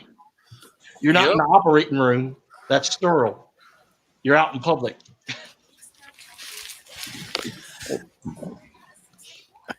And 9 out of 10 people don't change their masks. You know. Right, exactly. You're wearing the same mask day in and day out. Or you like Melissa Milano wearing a crochet mask with big holes in it. but it's got a charcoal packet in there. Yeah, there are some people around here. They wear like lace. Like literally, you can see right through their mask. It is lace. My mask is it's like security theater, so that people leave me the fuck alone. But like, I can still open carry. Right. Actually, what people should be wearing is the face shield. It's because if somebody sneezes or something like that, the COVID's in the droplets, so it can get in your eyes. You know, you can walk through a mist of somebody just sneezed and not know it. I mean, does anybody actually remember anybody sneezing around them in recent history? I can't think of the last sneeze I witnessed other than my own. No, I've seen other people sneeze. I don't tend to remember when other people have sneezed. Like I'm saying within the last since 2020 to now, does anybody remember a single sneeze like that they encountered in public? I've seen people sneeze in public.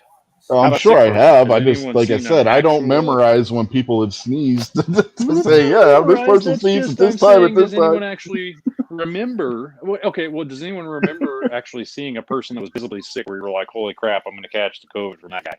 Oh, nope.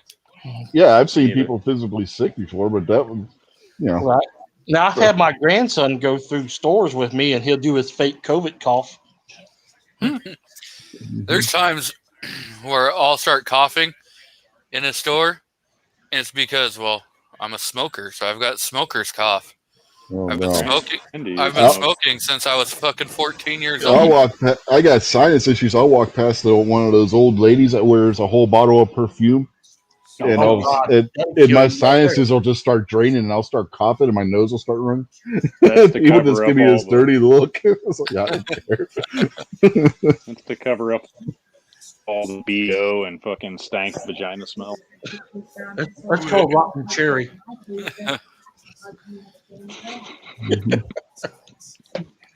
Daddy don't want none of that. You got fucking cobwebs down there. Yeah, you ain't been touching yet. Oh, Get well, one of them- hell. Reminds me of an old rap song that I don't think I'm allowed to talk about online. Oh man, There's a lot of old rap songs that, if people They're not went very back and listened D23 to rated. in the last, like, I don't know if people remember, it was like late 80s, early 90s. The song that was Two Live Crew. no, it was a female. It was a female, and she did "My Neck, My Back, Oh yeah. Lick My Pussy and My Crack." Fuck yeah. Yeah, I remember that one. Yeah. I mean that I don't was remember the well, chick's that was a body, but I top remember 40 her hit. voice. Yeah. I mean that it was a song that was out there from like late 80s, never early seen it. 90s. Yeah, but it's still not as good as the WAP song from a crooked hooker who would rob her John. Yeah, the fucking we're just felon gonna- who was never arrested because. Then they talk about white privilege. Shit, that bitch got privilege right there. I mean, she Oh, admits to robbing people freely and laughs about it, and yet she's not sitting in jail. Fuck her. Not literally, of course. You don't know what disease you'd catch. so you're gonna catch gonorrhea. You probably could name off the diseases you wouldn't catch easier than you. Yeah, name exactly. Herpes would be the least one of all. I don't know. I think if you just got Right. like gonorrhea or syphilis, it'd probably be a lot easier to get rid of Yeah. than Yeah, herpes. because you can feel that. You'd be lucky if all you catch is something that can be treated with penicillin. That's just put it that way. Exactly right. As my grandpa would say, she's got shit that Ajax won't take off. You know, if boric acid won't touch it, you're in trouble. Yeah. Oh, man. Hey, did you see where the Catch Me Speaking of Outside that. girl made another $1 million off a fans only page? Yeah, in like 6 hours. Right. She broke the What? record. What? Yep. She's 18 now, buddy. She turned 18, and the next day she did picks on fans only and nailed $1 million in 6 hours in less than Jesus 6 hours. Wait, is that the same thing as OnlyFans? Yes. Yeah, That is just like a straight like whore and like lonely, sad, got a fappet guy website. I don't. Yeah, that's for people who want to pay for Understand the point of porn when there's so much porn out there for free. Yeah. Did Right. you hear the I'm like, one how about lonely the? is this person? M. Gabriel says, "All right, this is getting too disgusting Yeah. to eat during." Yeah. Well, did you guys see the one where the woman is trying to figure out why her husband served her divorce papers over her fans only page? Oh my god. So, She's probably bringing in more money than he was. He Well, should just shut up. Right? saw something that said, Unless he's going to get half of what she makes now. you know, I don't I need care to- Yeah. about it until If shit like if they that. don't have I don't pay a to see a bitch's prenup, pussy on that's OnlyFans. all community property between the two of them. Well, So whatever she's made, he gets half of it. Even if they have a prenups only protect what you had going Before into the marriage. Yeah. Well, it can protect things that weren't a joint venture. If he wasn't a joint partner on there, depending on the state, it could also be written in to where he doesn't get anything that he's not actually a joint partner in. So if she did that on her own and he had no involvement, then he wouldn't be entitled to anything if they had a prenup in certain states. I mean, I can just imagine this woman now pleading her case in court. Your Honor, I'm the one that flashed my pussy and did all that work. I mean, if it's not a community property state, then he could be screwed out of it. Well, what if she's well? No, at that point in time, you got to think about this. Now, if she's showing that on fans only, it is a community property thing. But then his comeback could be, Your Honor, I had to put up with the ridicule of her skank ass putting it out there on the internet. I got fired from my job because of her. Exactly. There was a guy who he lost his job as a teacher because his wife had a fans only or only fans, whatever the hell site, and that's how he found out about it. Yeah, I definitely feel like he wasn't giving it to her right. He was like, "What? Well, I didn't know you were a freak." She'd be like, "Well, you told me to get a job." Right. Well, the thing is he was like, after he found out about it, and he went and talked to his wife. His wife's like, "Yeah, I make like $200,000 a month doing this," and so he's like, "Well, screw it. I'm not even going to worry about working. I'm going to help you do the pictures." It was like Yankees woman. Like, I get $5,000 a month. I hope you had woman in quotation marks. I'm pretty sure Yankee's straight, but I think he just plays it like he's a friend of the gays. So he likes to be like very innocuous with what kind of a relationship he has. But if you ever notice, he really never does do much more than the satire, and he doesn't even do the tranny satire anymore. He doesn't do much of comedy at all anymore. One of the reasons why I stopped following him is because he just wasn't funny anymore. It's just dude, like all angry rants. Yeah, you just sound like a bitter old man anymore, Yankee. Yeah, I had to stop following him too.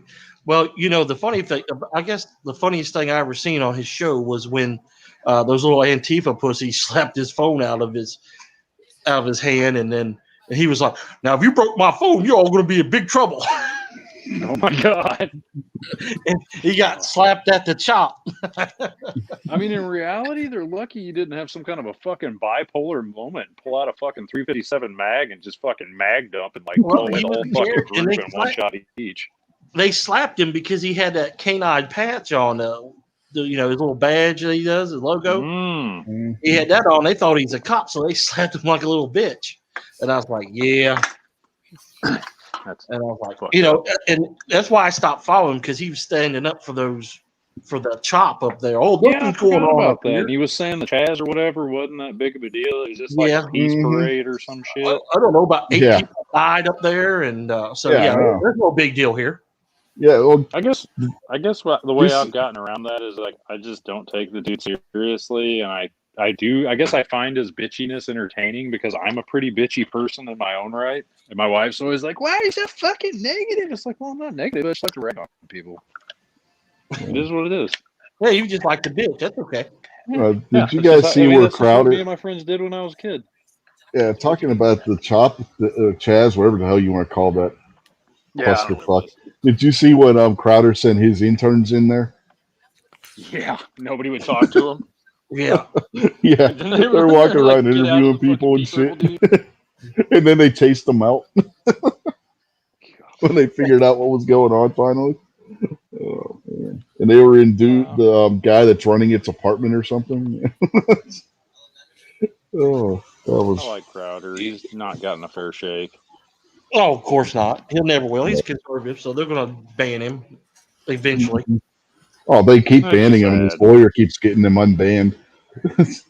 You got to remember, stop Asian hate, because his half Asian rich lawyer, or whatever he calls him. Yeah, half Asian lawyer Bill Richmond. Yeah, okay, yeah, that's it. Anybody seen that guy recently?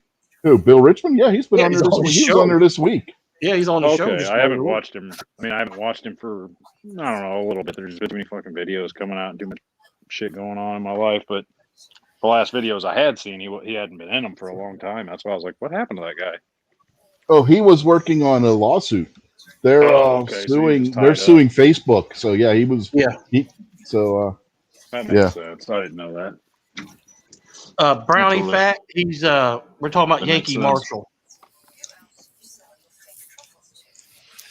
Well, guys, we want to start wrapping this up since I guess no one from Tulsa is going to hop in here. And They're too busy goofing around, probably. having We're all fun. drunk. Yeah, they're all drunk, sitting in the hotel lobby, and like a bunch of. Clover Tech said he 15. wasn't going to do any drinking because he didn't want to be hungover for Uh-huh. any part of it. I tell my wife that all the time. Yeah, that's one of those things. And yeah, I'm not going to do any drinking. And then you get there, and everybody else is drinking. Next thing you know, you got a beer in your hand. You know. Or Well, 12. his wife is there with him. Did she go this time? Yeah, Armentia went with him. 2 live moves is Tulsa dicks. So, I guarantee you that I don't think Budget's going to find a good deal on an SVT 40 there. oh, hell No. no. You know what sucks? If my wife didn't want a fucking house, I would have had enough money thanks to Joe Biden and his stupid stimulus. Right, I actually could have went this year. What is an SVT40 going for these days? Like, what's a good deal on an SVT? $2,500. It used to be like $1,300 to $1,800. Yeah, they're about About 4 years $2,500 now. A good deal God would damn be it. to find one for $2,000. Yeah, well, That would be a good deal. well, God I damn will it! I be should have able to- bought it when it was $1,300 to $1,500. Now they're $2,200. Right. You hear that, woman? Right.